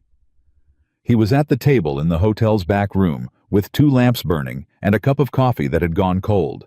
And when Walt knocked at the back door and Greer opened it and saw Eli Danner standing there with a saddlebag across one shoulder and Clara Ashford next to him with a torn jacket and scraped hands, he stepped back without a word and let them both in. He looked at Eli for a moment. Danner, he said. Greer, Eli said. The look between them was the look of 2 men who had heard of each other through the particular network of people who take their work seriously in places where that's not easy to do. You have the ledgers, Greer said. Copies, Eli said. He set the saddlebag on the table. 14 accounts, 3 years of invoice records. Booth's mercantile is documented across all 3 years with consistent inflation fees added after the original agreement's interest calculated on amounts that don't match the signed contracts. He paused. And 2 of the other 13 accounts on this list have the same pattern. Greer opened the saddlebag. He pulled out the first set of papers and read in silence for 2 minutes. The room was quiet, except for the sound of paper and the distant sounds of the town settling into its late night. This is your assessor notation, Greer said, not looking up. Your official seal. From 14 years ago, Eli said. Pulled before I left the service. I kept the copies because I knew the report was going to be buried. Greer looked up. Who buried it? I couldn't prove it then, Eli said. But Ambrose Yates will know. He was a junior clerk when I filed. He saw what happened to it. Greer set the papers down. He looked at both of them. Then he looked at Clara's hands, the scrape across the left one that was still seeping slightly. Sit down, he said. He went to the sideboard and came back with a cloth and set it next to her without ceremony. Clara picked it up and pressed it against her hand and didn't thank him because he hadn't done it expecting thanks. Booth's men were on the North Trail, Greer said. It was not a question. 2 of them, Eli said. Becker was one. He'll know you came down, Greer said. He'll report back tonight, and Booth will know by morning that you're in town with whatever you were carrying. I expect so, Eli said. Which changes the timeline. Greer stood and paced one length of the room, the specific pacing of a man who thinks better in motion and is doing his best thinking right now. My dispatch went out at 4. The deputy marshal's office is a 12-hour ride. If the rider moved fast, they received it by 4 this morning. He stopped. But they won't act on a dispatch alone. They'll wait for the formal authority request to be reviewed and signed. That takes a day, Eli said. Maybe 2. And then the marshal has to ride out here, Greer said. Which is another 12 hours. He looked at them. Best case, we have federal authority in Colder Creek in 3 days. Booth has 8 days until the land sale, Clara said. He did, Greer said. Now he has something more pressing than the land sale. Us, Clara said. You walked into town with federal evidence, Greer said. He can't ignore that and wait for the sale to close. He has to move against you now. The room was quiet for a moment. Eli was looking at the papers on the table. His expression was the expression he usually wore, contained direct giving back less than it took in. But Clara was starting to read the edges of it, the places where the containment showed what it was holding. He was angry. Not hot angry, cold angry. The kind that had been sitting in a man for 14 years and had never stopped being there, just learned to be useful instead of destructive. "He's going to come after the ledgers," Eli said. "Physically," Clara said. "He can't let them reach the deputy marshal intact," Eli said. "Everything else, the fraud, the contract, the pattern, it's all documentable from other sources. But these," he touched the edge of the papers, "these are my official copies with my assessor's seal. They're primary evidence. They're what turns a civil fraud case into a federal criminal matter." Greer nodded slowly. "He'll try to get them back." "How?" Clara said. The two men looked at each other. It was Greer who said it. "He'll arrest Danner." Clara felt it hit. "On what charge?" "It doesn't matter what charge," Greer said. "Craw will write something. Public disturbance, trespassing, obstruction.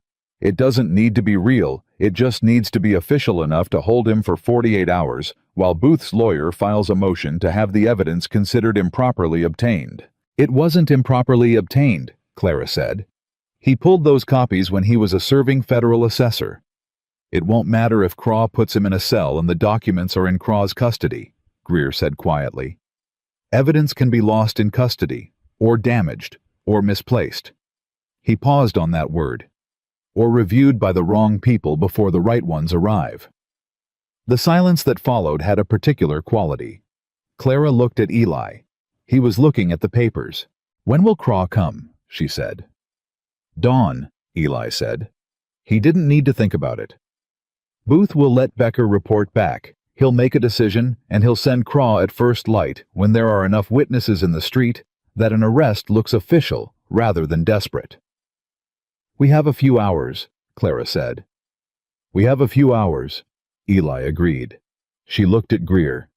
"Can you take custody of the documents officially tonight?" Greer thought for a moment. "I'm a territorial inspector's representative, not a deputy marshal. My authority to take custody of evidence in a local matter is—" He paused. "Arguable." "Then make the argument," Clara said. "In writing, tonight.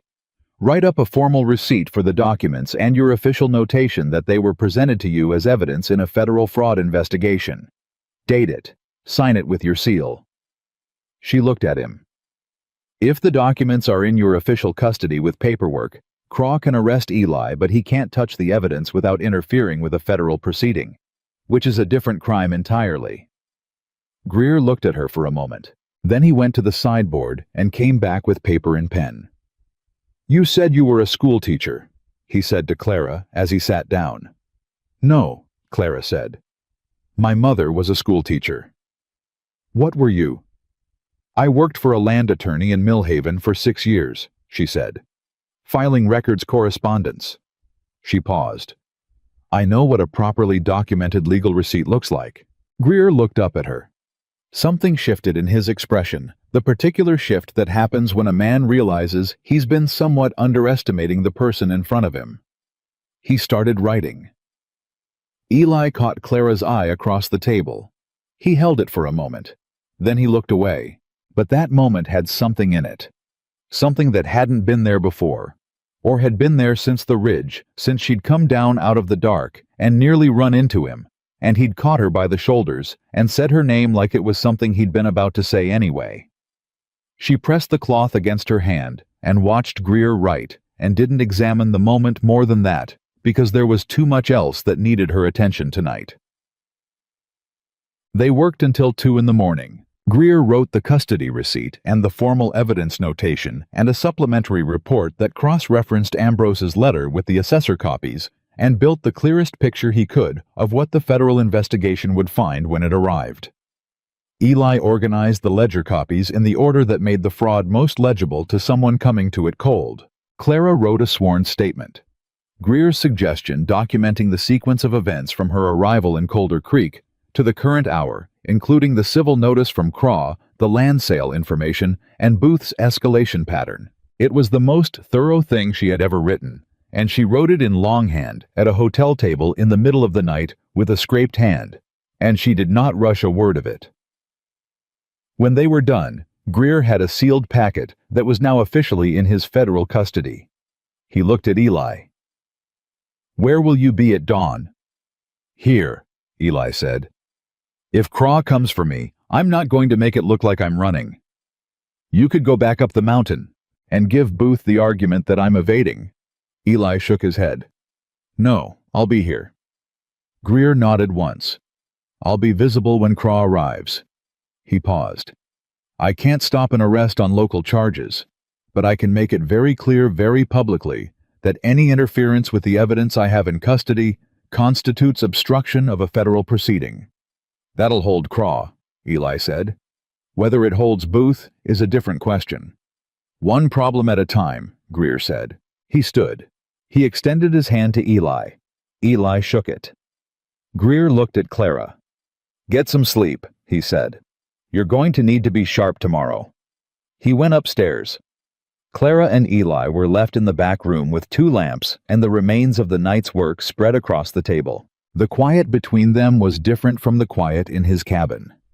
That quiet had been the natural quiet of 2 people learning the shape of each other's silences. This quiet had the particular quality of 2 people who have just done something significant together and are standing in the aftermath of it. Eli started stacking the papers that weren't going into Greer's packet. His hands were steady. Everything about him was steady, and Clara understood by now that this wasn't the absence of feeling, it was the presence of a very specific kind of discipline, the kind that a man develops when he's learned that losing control of himself has consequences for other people. "The report that was buried," she said, 14 years ago. "You filed it and someone made it disappear." "Yes," he said. "And you came up here." "I came up here," he agreed. He kept stacking. "I had a wife," he said then, just like that. No preamble. The way he stated most things that mattered to him directly without preparation, like softening the approach to a hard thing, was a dishonesty he couldn't afford. "Her name was Anne. She was in Mill Haven when I filed the report. I thought—" He stopped for a moment. "I thought the professional consequences would be the worst of it. That I'd lose the assessor position. Maybe face some legal trouble from Booth's people claiming the report was improper." Clara set down the cloth she'd been holding against her hand. Her hand had stopped bleeding. She didn't say anything. "Booth sent someone to Mill Haven," Eli said. "Not to hurt her, just to make clear that the territory was a dangerous place for a woman whose husband was making enemies." "She left," Clara said. "She left." He set the last paper on the stack. "I don't blame her for it. I had taken a position that put her in danger, and I hadn't told her I was going to take it. I thought I was doing the right thing, and I did it without her." He paused. "She made the reasonable decision of a person who hadn't signed up for that." Clara looked at him. "And you came up here," she said. "I came up here," he said, "because I couldn't prove what had happened to the report. Because Booth had 14 years of money and connections, and I had copies of documents that weren't enough on their own." He looked at the stacked papers. "And because I didn't trust myself to protect someone again. If staying alone meant no one else got caught in the middle of this." "That's not protection," Clara said quietly. "That's just a different kind of alone." He looked at her. She held the look. "I know that," he said. "Now." The lamp between them flickered in a draft from somewhere and steadied again. "Go to Ruth's," Eli said. "Get a few hours of sleep. I mean that." "What about you?" "I'll sleep here," he said. "Greer's right. I need to be present and visible when Craw comes." Clara stood. She picked up her bag. The broken latch. She stopped at the door. "Eli," she said. "Yes." "When this is over," she said.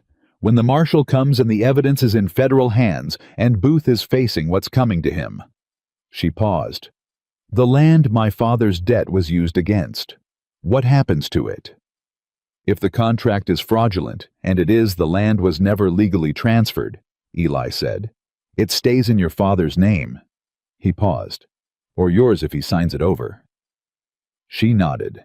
"I'd like to stay in Colder Creek," she said. "For a while. Until things are settled." She looked at him. "If that's all right." He held her gaze for a moment. "It's all right," he said. She went out into the dark and walked back to Ruth's. Dawn came the way it always did, and Craw came with it. He had 2 deputies and an official expression and a paper that he held in front of him like a shield, which told Clara, watching from Ruth's front window, everything she needed to know about how confident he was in what he was doing. Greer was on the hotel steps. He hadn't gone to bed either. Or if he had, it hadn't been for long because he was pressed and formal, and had his coat buttoned and his official credentials visible at his breast pocket. And when Craw came up the road, Greer came down the hotel steps to meet him on the street level. The town was not yet fully awake, but it was waking up. People appeared in doorways, stopped on the road. The particular human gravity of something official happening in a public place pulled them in. Ruth came to stand behind Clara at the window. "Here we go," Ruth said quietly. Craw stopped in front of Greer. He said something. Greer responded. Clara couldn't hear it from here, but she could read the shape of it. Craw presenting his arrest authority. Greer making the argument she'd constructed with him the night before. Greer stepped aside. Eli came out of the hotel. He came out without being brought out. He walked through the hotel door and down the steps, and he stood on the road in front of Craw and his deputies, with his hands at his sides, and his face giving back nothing that the morning hadn't put there. Craw spoke to him. Eli said something short. Craw reached forward and took him by the arm, and Eli let him, which was the right decision, and also cost something to watch. Clara could tell that from across the street, could see it in the way Eli stood, while it happened, the absolute stillness of a man exercising enormous control. They walked him toward the jail at the end of the street. Greer followed. He was talking the entire time formally, continuously making the argument on the public record, making sure that every person in that street who could hear him understood that the man being walked to the jail was a federal witness whose evidence was in federal custody, and that any interference with that evidence or that witness was the word obstruction carried across the morning air clearly. People heard it. Clara saw them hear it. She went to get her jacket. She was at the jail within 10 minutes. Greer was outside. He turned when she arrived, and she saw in his face something she hadn't expected. Not distress exactly, but the look of a man who has just learned something and is recalibrating. "What?" she said. "The charge," Greer said. "It's not obstruction. It's not trespassing." "What is it?" "Fraud," Greer said. She stared at him. "Craw is charging Eli with filing a fraudulent assessor report 14 years ago," Greer said. "Booth is claiming that the ledger copies are forgeries, that Eli created them after the fact to frame Booth, that the original assessor report was dismissed because it was found to be falsified." The world shifted slightly. Clara made herself stand still in it. "That's..." She stopped. "It's the mirror," Greer said. "He's taken Eli's evidence and reflected it back as the crime. If it gets any traction at all, if Craw can hold Eli long enough on that charge for Booth to file the motion." "Ambrose," Clara said. "Ambrose Yates was there when the original report was filed. He's a county clerk. He's an official witness to the fact that the report existed and was dismissed without cause. Ambrose is in the county seat. Can you get a message to him tonight? Fast. Faster than a rider," Greer said. "If the telegraph operator..." He stopped. "Booth sent Craw's deputy to the telegraph office yesterday." "To stop you from sending," Clara said. "Not to stop the operator from receiving." She looked at him. "The operator is a man named Sully. Ruth knows him. He's been the operator here for 11 years, and Booth has tried to buy him twice and failed both times." Greer looked at her. "You know this, how?" "Ruth told me this morning while you were outside," Clara said. "She tells me things she thinks I'll need." Something moved through Greer's expression, a recognition. "Get to Sully," he said. "Tell him to send to Ambrose directly. Tell Ambrose what Booth is claiming, and ask him to telegraph back a sworn statement of what he witnessed when the report was filed." He paused. "If that comes through on the official telegraph record, it's documented in federal communication logs. Booth can't touch it." Clara was already moving. She went to Ruth first, 30 seconds explained what was needed, and Ruth went to Sully, while Clara went back to the jail, because she had something else to do, and she needed to do it before she lost her nerve or her momentum, and on this particular morning, she could not afford to lose either. She walked into the jail. Craw was at his desk. He looked at her the way a man looks at a complication he's been expecting and is tired of. "I want to speak to Eli Danner," she said. "He's in custody." "He has not been charged with a violent crime," Clara said. "He has the right to receive visitors. That's territorial law. Sheriff, and I suspect even you know it." Craw's jaw moved. He stood. He walked her to the back. Eli was in the second cell. He was sitting on the bench with his forearms on his knees, and when Clara came to the bars, he looked up, and the first thing she saw in his face was not worry. It was the calculation of a man working the problem. Good, she thought. Stay in that. She spoke low and fast through the bars. She told him about the fraud charge, about the mirror strategy, about Ambrose and Sully, and the telegraph. She told him everything in 2 minutes and 40 seconds, which was the amount of time she estimated Craw would give her before he came back. Eli listened without interrupting. When she finished, he said, "The original report. Ambrose saw it filed. But there's someone else who saw it." "Who?" "A man named Treese," Eli said. "He was the senior assessor at the time. He countersigned the report before it was submitted." He looked at her steadily. "I don't know where Treese is now, but if he's findable—" "2 witnesses," Clara said. "2 witnesses who saw the original report submitted."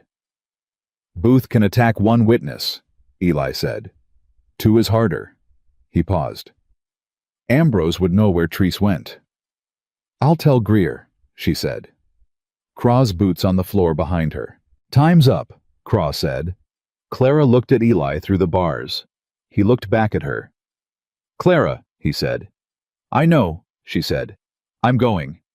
She turned. She walked past Craw without looking at him and out through the front door and into the morning. The telegram from Ambrose arrived at 3 in the afternoon. Sully brought it to Greer personally, walking across the street from the telegraph office with the paper in his hand and the expression of a man who is doing something quiet and important and knows it. Clara was with Greer when it arrived. They read it together. Ambrose had written it the way the best clerks write sworn statements: concise, specific, every date and document reference precise. "I, Ambrose Yates, County Clerk, do hereby attest that on September 14th, 1868, I received and logged Assessor's Report, number 114-A, authored by Federal Land Assessor Elias Danner, countersigned by Senior Assessor Warren Treese. Said report was officially entered in the county record. On September 21st, 1868, said report was removed from the county record by order of Regional Director Caleb Morrow, without cause stated. Director Morrow resigned his position 11 days later. Warren Treese now resides in Fort Bridger, currently employed as surveyor for the Territorial Land Office." Greer read it twice. He looked at Clara. "Morrow," he said. "Do you know him?" "I know of him," Greer said. "He went into private land consulting after he resigned." He paused. "He consults for Harlan Booth." Clara felt the full architecture of it settle into place at once. Booth hadn't just buried the report. He'd had the regional director of the assessor's office in his pocket for at least 14 years. Morrow had suppressed the report on Booth's order. That was why Eli had never been able to prove the burial, because the man who did it had the authority to make it look like procedure. "Morrow," she said. "Is he in the territory?" "I don't know," Greer said. "But if he is—" He stopped. "He's the connection," Clara said, "between Booth and the federal office. If you can establish that Morrow acted on Booth's direction." "It's not fraud anymore," Greer said. "It's conspiracy to obstruct federal process." He looked at her. "That's not a territorial matter. That goes to the Federal Circuit Court." "Booth doesn't have anyone in the Federal Circuit Court," Clara said. Greer shook his head slowly. "No, he doesn't." The afternoon light through the window fell across the telegram on the table between them. "Telegraph Fort Bridger," Clara said. Treese needs to know what's happening. If he can provide a corroborating statement. I'm already thinking it, Greer said. He reached for the paper. He stopped. Miss Ashford, he said. He looked at her with a directness that had something else in it. I have to ask you something. She waited. When you came to Colder Creek, he said, when you were on that stage with one bag and nowhere to go, did you know any of this was going to happen? She looked at him. I knew my father's debt was wrong, she said. I knew the contract was coerced. I knew I was going to fight it. She paused. I did not know about Eli Danner. I did not know about Morrow. I did not know about a 14-year-old buried report, or a land sale, or a federal conspiracy. She held his gaze. I just knew I wasn't going to be delivered. Greer looked at her for a moment. He picked up his pen. No, he said quietly. I don't suppose you were. He began to write. The deputy marshal rode into Colder Creek 2 days later. Not 3. 2. He came with 2 federal deputies and a formal investigative authority signed by the circuit court judge in the county seat. And he came because Greer's dispatch had been read by a man who had been looking for a reason to look at Harlan Booth for longer than Clara had been alive. His name was Marshal Cord Devon, and he was 55 years old, and he had the particular face of a man who has spent 3 decades watching powerful people do illegal things and has never once stopped being angry about it. He went to the jail first. He walked out with Eli Danner 20 minutes later. Eli came out into the afternoon light, and he stood on the road, and he didn't do anything dramatic. He didn't look toward Booth's office or make any gesture of satisfaction. He just stood there for a moment breathing the open air, and then he looked across the street and found Clara standing in front of Ruth's boarding house. And he looked at her the way a man looks at the person who is the reason he's standing where he's standing. Steady. Total. Without artifice. She looked back at him the same way. Marshal Devon was already moving toward Booth's office with his deputies. Craw met them at the door. What happened next happened quickly, the way things that have been building for a long time sometimes resolve with a speed that seems disproportionate to how long the building took. Craw looked at Devon's authority documents. He looked at the federal deputies. He stepped aside. 20 years of Harlan Booth's certainty that the sheriff's badge in this town was his to direct, and the man wearing it stepped aside in under 10 seconds when federal authority showed up and made the actual weight of the law clear.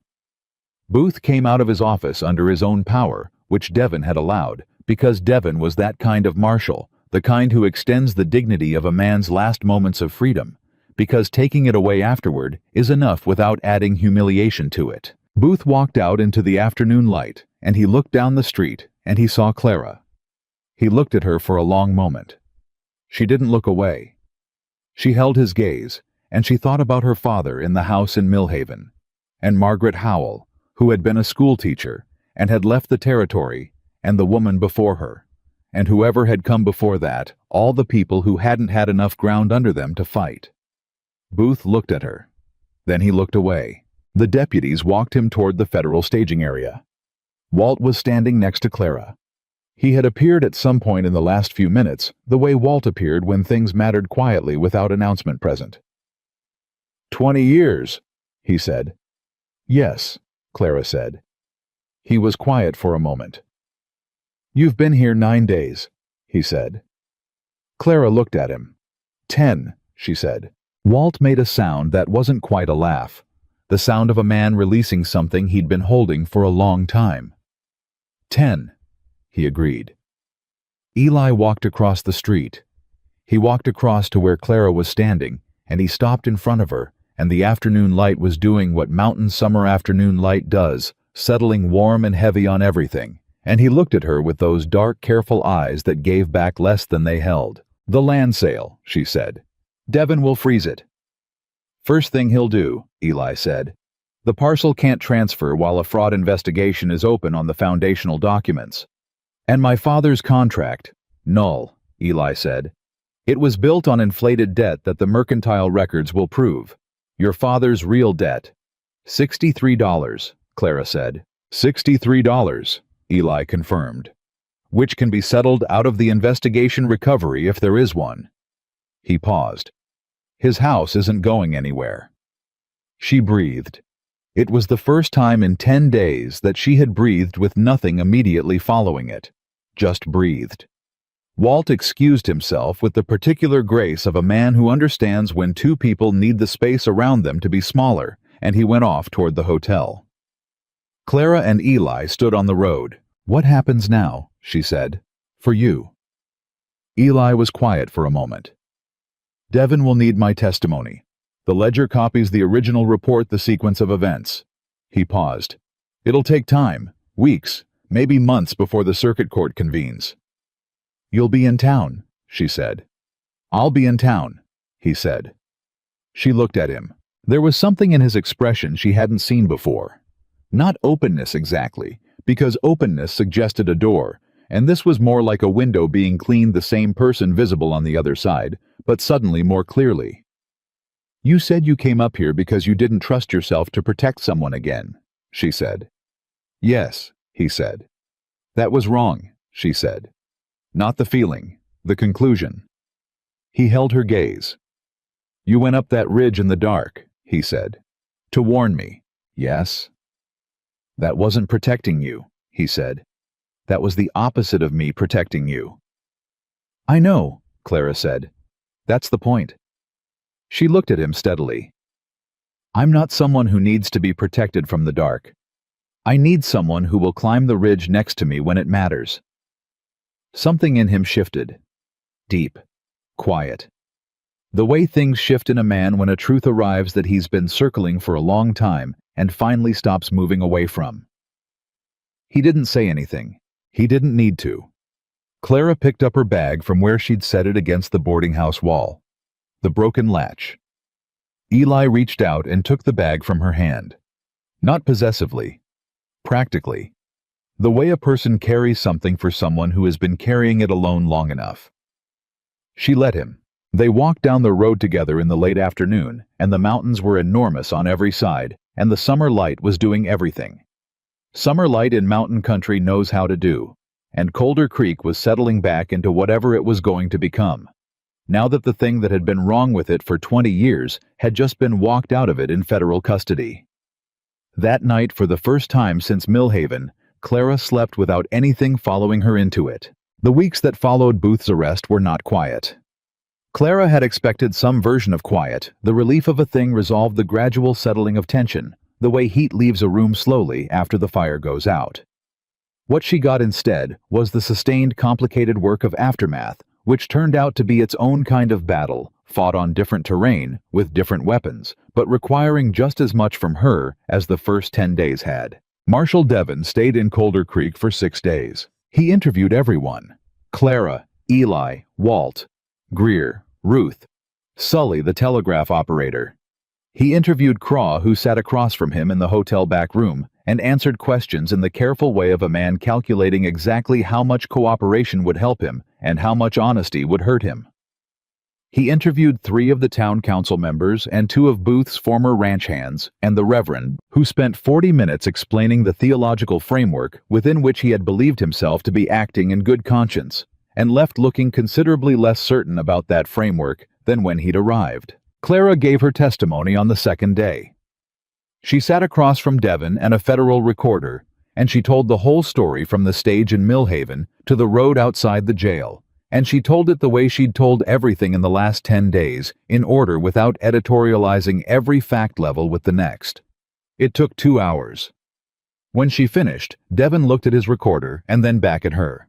"Miss Ashford," he said, "in your estimation, how many people in this town knew what Booth was doing?" Clara thought about that carefully. "I think most people knew something was wrong," she said. "I think very few people knew the full scope of it. And I think the people who knew the most were also the people with the least ability to act on that knowledge without losing everything." She paused. "That's how it works, isn't it? He didn't need everyone to be corrupt. He just needed the right people to be afraid." Devin looked at her for a moment. "Yes," he said. "That's how it works." He wrote something in his notes. "One more question," he said. The assessor's report that was buried 14 years ago. If it had gone forward at the time, if Morrow hadn't suppressed it, what do you think would have happened? Clara looked at the table. She thought about Eli on the mountain for 14 years. About Anne, who had made the reasonable decision of a person who hadn't signed up for what her husband was doing. About Margaret Howell, the school teacher who left the territory and went somewhere no one in Colder Creek knew. I think fewer people would have lost things they couldn't get back, she said. Devon nodded. He closed his notebook. Thank you, Miss Ashford, he said. Eli's testimony took most of the third day. Clara didn't hear it. She wasn't in the room, but she saw him come out of the hotel in the late afternoon, and she could read the particular exhaustion on him that comes not from physical effort, but from the sustained work of being precise about painful things for an extended period of time. He came to where she was sitting on the bench in front of Ruth's. He sat down next to her, not close enough to be remarkable, close enough to be present. How was it? She said. Long, he said. Did he understand the ledgers? Devon's sharper than he looks, Eli said. He'd already cross-referenced 3 of the accounts with county records before I got there. He leaned his forearms on his knees. He asked me about Morrow. What did you tell him? Everything I knew, Eli said, which isn't enough to charge Morrow on its own, but combined with Ambrose's telegram and the timing of Morrow's resignation. He paused. Devon thinks Morrow will talk, when it becomes clear that the alternative is being charged alongside Booth. Will he? Men like Morrow, Eli said. Always think the person above them on the chain is the real criminal, and they're just someone who made unfortunate decisions under pressure. He looked at his hands. He'll talk. Clara watched the road. A woman was crossing it with 2 children hurrying them along, and the children were doing what children always do, finding 3 things to be distracted by for every 2 steps forward. The land, Clara said. Devon said it stays frozen until the circuit court convenes. Yes. And my father's debt is formally disputed pending the investigation. The $63 can be paid to the county clerk as a good faith resolution, Eli said. I already spoke to Devon about it. The county will hold it in escrow and issue your father a clear debt resolution certificate when the case closes. Clara turned to look at him. You talked to Devon about my father's debt. Yesterday, Eli said. Before my testimony. She looked at him. He was looking at the road. You didn't tell me, she said. I wasn't sure it would work, he said. I didn't want to tell you something was possible and then have it not be. Clara was quiet for a moment. That, she said, is the most careful thing anyone has ever done for me. He glanced at her, the sideways look of a man who doesn't quite know what to do with that. It's a practical arrangement, he said.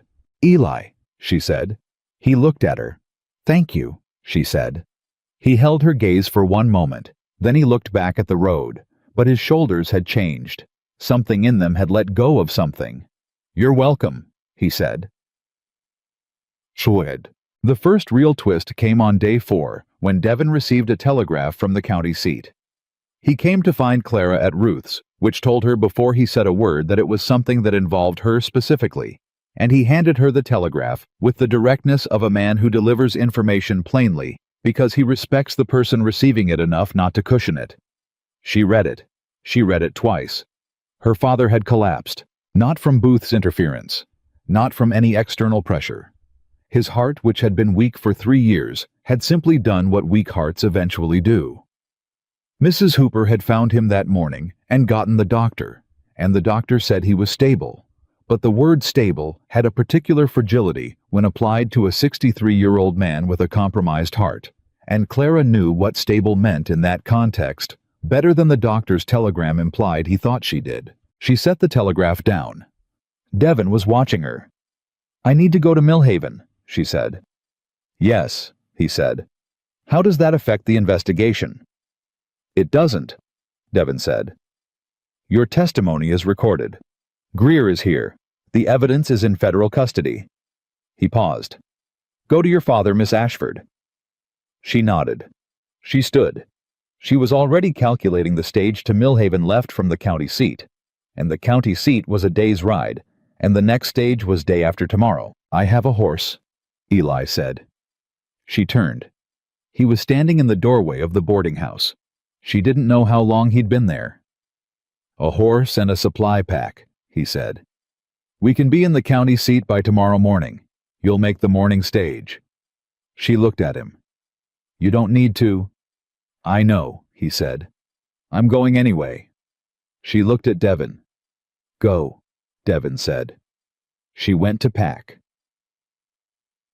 They rode out of Colder Creek an hour later, Eli on his horse, and Clara on the bay mare he'd borrowed from the liveryman who had watched Booth get arrested and apparently decided that cooperating with anyone connected to that outcome was something he was now very willing to do. They rode in the way they did most things together, without unnecessary talk, moving at a pace that covered ground without wearing out the horses, the rhythm of two people who had learned each other's practical vocabulary and didn't need to translate it into conversation anymore. An hour out, Eli said, "Tell me about him." "My father." "Yes." Clara thought about it for a moment. She thought about how to describe a man to someone who hadn't met him, which always required choosing which parts of a person to hand over first. "He was a carpenter," she said. "Good one. He built furniture, mostly chairs, tables, cabinets, things that were meant to last." She paused. "He had this way of running his hand along a piece of wood before he worked it, feeling for the grain. He said the wood already knew what it wanted to be, you just had to pay attention." She looked at the trail ahead. He wasn't a businessman. He trusted people with credit because he genuinely couldn't conceive of a person who would use that trust the way Booth used it. "That's not stupidity," Eli said. "That's a particular kind of faith." "It's the kind of faith that gets exploited," Clara said. "Yes," Eli said. "That doesn't make it wrong. It makes the exploitation worse." She looked at him. He was watching the trail. "He's going to want to meet you," she said. Eli glanced at her. "Your father," she said. "When I tell him what happened here, what you did, he's going to want to meet you." "I didn't do it for gratitude," Eli said. "I know," Clara said. "He won't offer it as gratitude. He'll offer it the way he offers everything, as one person acknowledging what another person did, because he thinks that matters."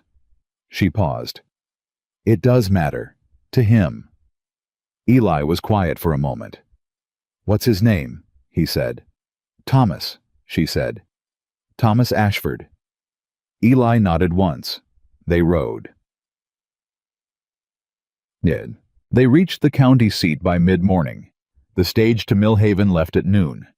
Eli saw her bags onto it, and he stood next to it in the staging yard while she climbed up, and she turned at the top of the step and looked down at him. He looked back up at her. The morning was warm already, and the staging yard was busy, and there were 6 other people waiting to board, and none of that mattered particularly. "How long will you be in Millhaven?" he said. "I don't know," she said. "Until he's better, or until—" She didn't finish that. "I don't know." "The circuit court won't convene for 6 weeks," he said. "You have time." She nodded. "Eli," she said. "Yes." "The cabin on the mountain," she said.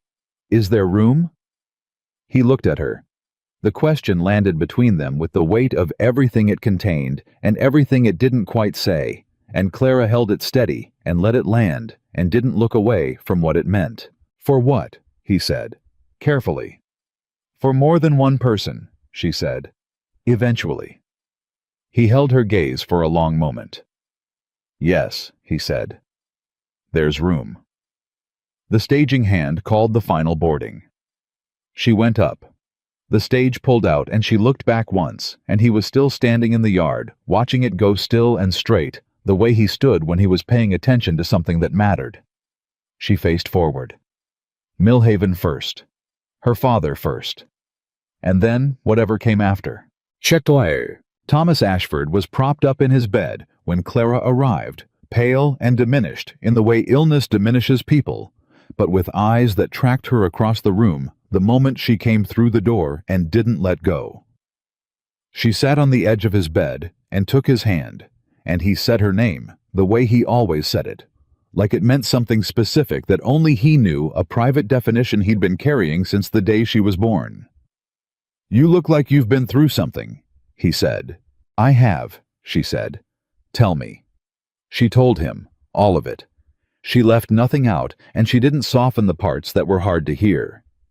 Her father was not a man who needed protecting from the truth about what his debt had nearly cost her, and she respected him too much to pretend otherwise. He listened in silence. When she finished, he was quiet for a long moment. "This man Danner," he said. "Yes." "He had the evidence for 14 years. "Yes. And he came down the mountain when you needed him to." "He came down," she said. Her father looked at her with the particular perception of a man who has spent 63 years watching people and learning what the spaces between their words mean. "Clara," he said. "Don't," she said, gently. "I'm not doing anything," he said, equally gently. "You're doing the thing with your face," she said, "where you figure something out, and then you wait to see if I've figured it out too." He made the sound that was his version of laughing, when laughing was too much effort. "Have you?" he said. She looked at his hand in hers, the carpenter's hand, the hand that felt wood for its grain before working it. "I'm working on it," she said. He squeezed her hand once. "Good," he said. He slept. She stayed. The days in Millhaven moved differently than the days in Colder Creek. There was no urgency of the kind she'd been living in. No dispatch to send, no trail to climb, no timeline measured in days before a powerful man could do irreversible damage. Just the quiet, demanding work of being present with a sick person, the medicine times and the meal times, and the small hourly victories of a man choosing to stay in the world because the person who mattered most to him was sitting in his room asking him to. Her father got better, not dramatically, not in the way stories sometimes let people recover sudden clarity, a turning point a morning when everything changed. He got better, the way old men get better, when they have something to get better for, gradually, stubbornly, one day at a time, complaining the whole way about the medicine and the diet and the amount of time he was required to spend horizontal.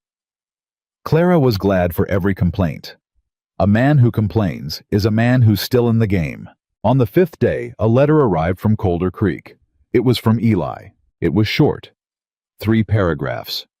The first told her that Devon had received a response from Fort Bridger Warren Treese, had provided a written corroborating statement, confirming that the original assessor report had been filed and countersigned, and that its subsequent removal from county records had been the subject of an internal inquiry that was itself then suppressed. The second paragraph told her that Morrow had done exactly what Eli had predicted.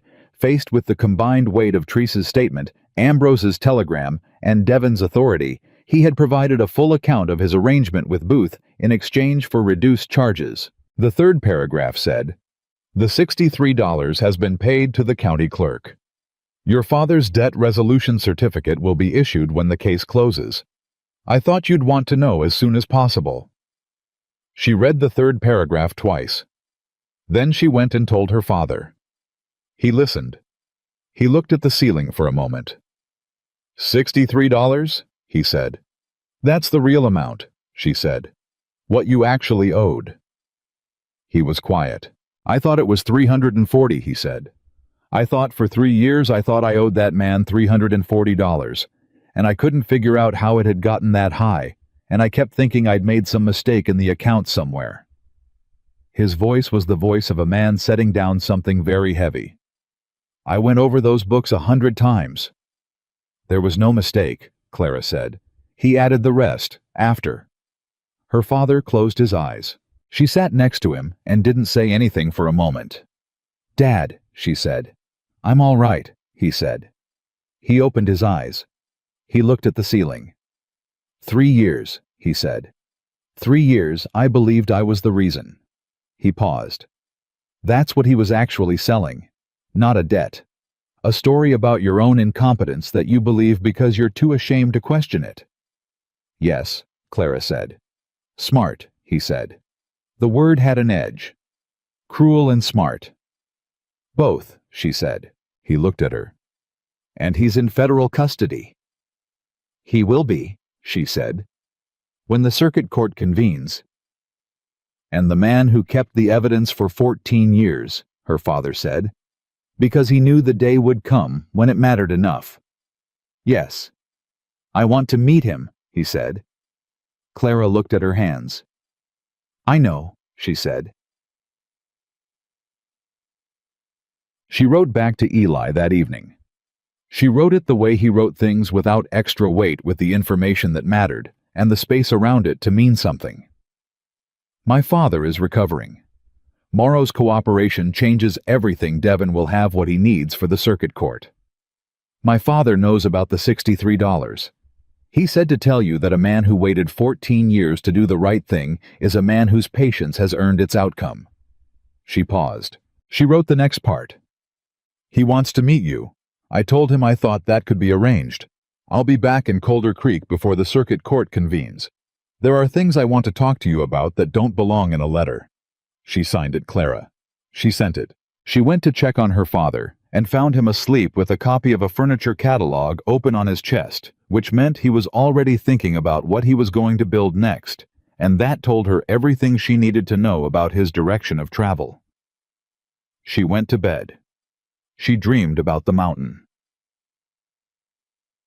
The letter she got back 3 days later was longer than any letter Eli had written her.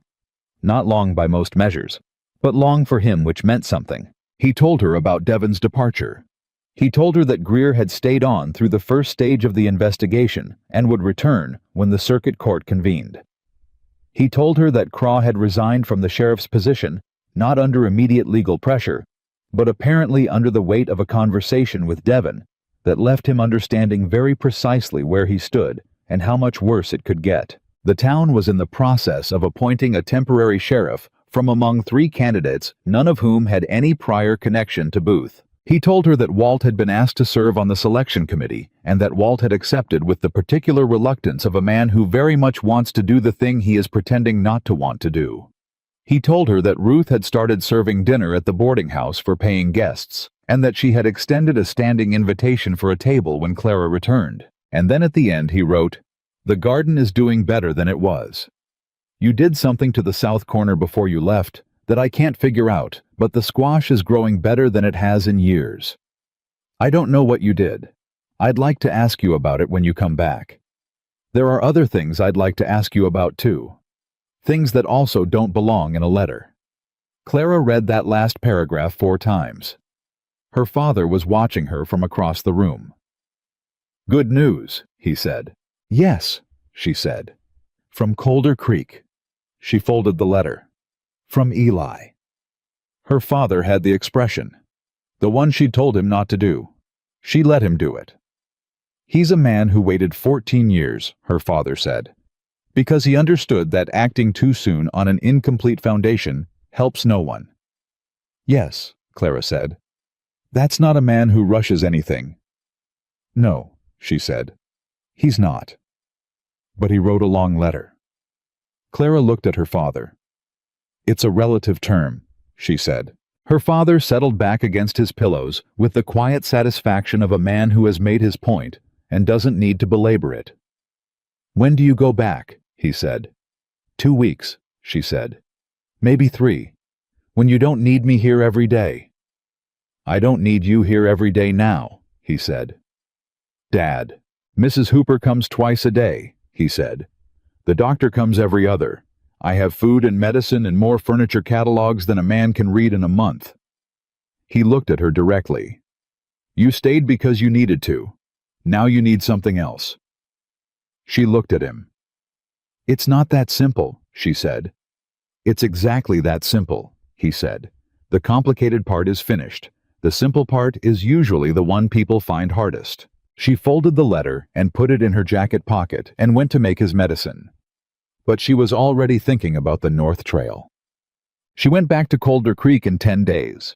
She told herself it was because the circuit court date had been moved up, which was true. Greer had written to confirm it. Morrow's full cooperation had accelerated the timeline significantly. She told herself her father was well enough, which was also true. Mrs. Hooper had confirmed it. Her father had confirmed it. The furniture catalog open on his chest every morning confirmed it in the most definitive terms. She did not examine too closely the other reasons. She arrived on the afternoon stage on a Thursday in late summer, and Colder Creek looked like the same town she'd left, but felt different. The specific feeling of a place that has had something removed from it, that had been weighing on it for a long time. A lightness in the way people moved on the street that she couldn't have described precisely, but recognized immediately. Walt was at the stage stop. He was not there to meet the stage generally. He was there to meet her specifically, which she could tell by the way he was standing, the deliberate, unhurried stance of a man who came somewhere on purpose. He tipped his hat. "Miss Ashford," he said. "Walt," she said. "How is he?" Walt almost smiled. "Working," he said. "Been working since Devon left. Fixed the fence along the south property line. Rebuilt the gate on the livery that was for free. Mrs. Galt didn't even ask him. Helped 3 families in the valley with water access questions that Booth had been blocking for years." He paused. "He's been in town every day." "Good," she said. "He's at the hotel right now," Walt said. "Meeting with Greer about the testimony schedule." She picked up her bag. "Then I'll start there." Walt said, "Clara." She stopped. He looked at her with the old eyes and the steady expression and the accumulated weight of 40 years in one place and everything he'd seen from that position. "I've known Eli Danner for 14 years, he said. "Since before he went up that mountain. Since before Anne left. Since before the report was buried." He paused. "I have watched that man carry something for a very long time." Another pause. "He doesn't carry it the same way anymore." Clara looked at him. "No," she said. "He doesn't." Walt nodded once. He stepped back. She walked to the hotel. The door to the back room was open. Greer was at the table with papers in front of him, and Eli was across from him, and they were talking in the quiet, technical way of 2 people working through the logistics of something complicated, and Eli had his back to the door. Greer saw her first. He said nothing. He just looked at her for a half second and then looked back at his papers. Eli turned. He looked at her across the room. Clara stood in the doorway with her bag in her hand and her broken latch held shut by her grip, the same as the day she'd arrived in Colder Creek, and the man across the room was the same man who'd fed her cornbread and dried venison without ceremony, and told her she could sleep in the lean-to while he sent word to Ambrose Yates. Except nothing was the same, because that was 10 days before she climbed the East Ridge in the dark. 10 days before she stood at the bars of a jail cell and told him everything in 2 minutes and 40 seconds. 10 days before they walked off a mountain together with evidence in a saddlebag and federal law coming down the road behind them. 10 days before she asked him if there was room in the cabin for more than one person. He looked at her across the room with those dark, careful eyes. "You're back," he said. "I'm back," she said. Greer stood. He picked up his papers with the efficiency of a man who has identified a good reason to be somewhere else. "I'll finish reviewing these tonight," he said to Eli. To Clara, "Miss Ashford, good to have you." He went out through the other door. The room was quiet. Eli stood. He walked toward her and stopped at a distance that was closer than he would have stood 2 weeks ago.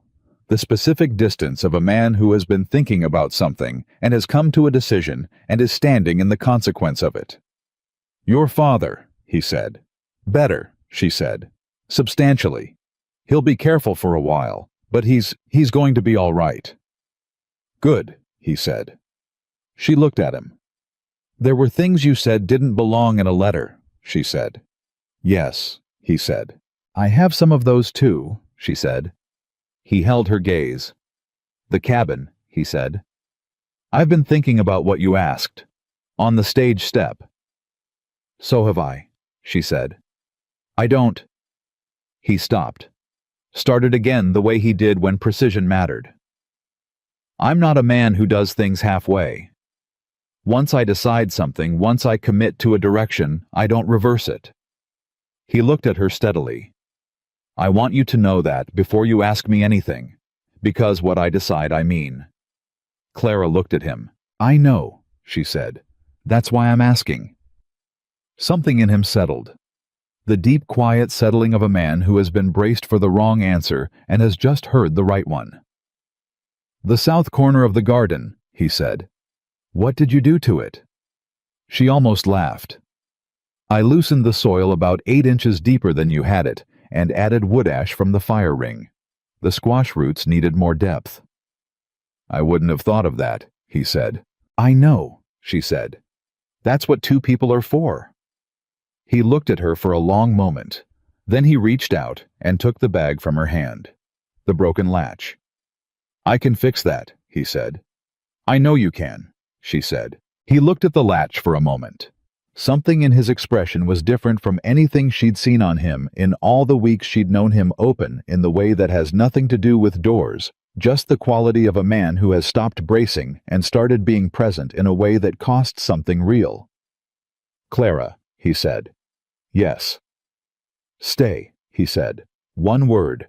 The word of a man who doesn't use more than he means and means everything he uses. She looked at him. Yes, she said. The circuit court convened 5 weeks later. Harlan Booth was tried on 4 counts of federal fraud, 2 counts of conspiracy to obstruct federal process, and 1 count of coercive contract manipulation under territorial law. Morrow testified against him over the course of 2 days quietly and thoroughly, the way a man testifies when he has decided that the time for protecting himself by protecting someone else is definitively over. Treese's written statement was entered into evidence. Ambrose Yates testified by sworn deposition. The original ledger copies with Eli's assessor seal and Treese's countersignature were entered as Exhibits A through N. Eli testified on the 3rd day. He testified in the same way he did everything directly, without embellishment, with the specific precision of a man who has been holding a true account of something for a very long time, and is finally at last putting it down in the right place. Clara sat in the gallery. She watched him. She watched the jury watch him, and she watched the moment she could see it, the specific moment when the jury understood not just what Booth had done, but what it had cost. Not in money. In years. In the accumulated weight of a valley held down for 2 decades by one man's willingness to use other people's trust as a commodity. The verdict took 4 hours. Guilty on all counts. The courtroom was not dramatic about it, the way courtrooms in real life are not usually dramatic. There was a collective exhale, a few voices, the sounds of people who had held something tightly releasing it. Walt, sitting next to Clara in the gallery, put his hands on his knees and looked at the ceiling for a moment, in the way of a man completing a very long prayer. Outside on the courthouse steps, the valley spread out below them in the late summer light. The mountains enormous and indifferent, the way they always were, and Clara stood next to Eli and felt the particular quality of an ending that is also a beginning. 14 years, she said. Yes, he said. Are you done carrying it? He thought about that. I'm done being defined by it, he said. That's different from done carrying it. He looked at her. Some things you carry differently, not lighter, just differently. She understood that. She took his hand. He looked at their hands. Then he held on. They married in October. Ruth hosted the dinner. Walt stood with Eli because there was no one else Eli would have asked, and no one else Walt would have wanted to be. Clara's father came from Millhaven 3 days' travel, which he made without complaint, and arrived looking better than she'd expected, and worse than he pretended, and he walked her in with the hand of a carpenter, steady and warm. And when he stood next to her in front of the Reverend, not the same Reverend, the new one, who had arrived in September without any prior connection to Booth, and seemed genuinely surprised by how interesting a town he'd landed in her father's hand, had the slight tremor of emotion that he would deny until his dying day. Eli stood at the front and watched her come toward him with the expression that she had learned to read by then, the one that looked like nothing to people who didn't know him and meant everything to the people who did. The ceremony was short. The dinner was long. Walt told a story about Eli from 12 years ago that made the table laugh and made Eli look at the ceiling with the patience of a man accepting the terms of friendship. Later, when the dinner was over and the guests had gone and the night had settled over Colder Creek, Clara and Eli sat on the steps of Ruth's boarding house because the North Trail in October was a different matter than in summer, and they would go up in the morning, and the stars over the mountains were doing everything high country stars know how to do. Clara had the journal in her lap, the one she'd had since Millhaven. She opened it to the first page she'd written in the night she arrived. I did not come this far to be delivered. Below it, the second line written in the lean-to on the mountain. He didn't ask why I was fighting. He just asked what I needed to fight with. She turned to a blank page at the back. She wrote one more line. It turns out the wilderness is not what you survive. It's what you find in it if you're brave enough to stop running from where it's taking you. She closed the journal. Eli was looking at the mountains. What did you write? He said. The ending, she said. He looked at her. Good ending, he said. She leaned against his shoulder. Yes, she said. The best kind. The mountains held the dark the way they always had, patient, enormous, indifferent to the small, bright human things happening at their feet.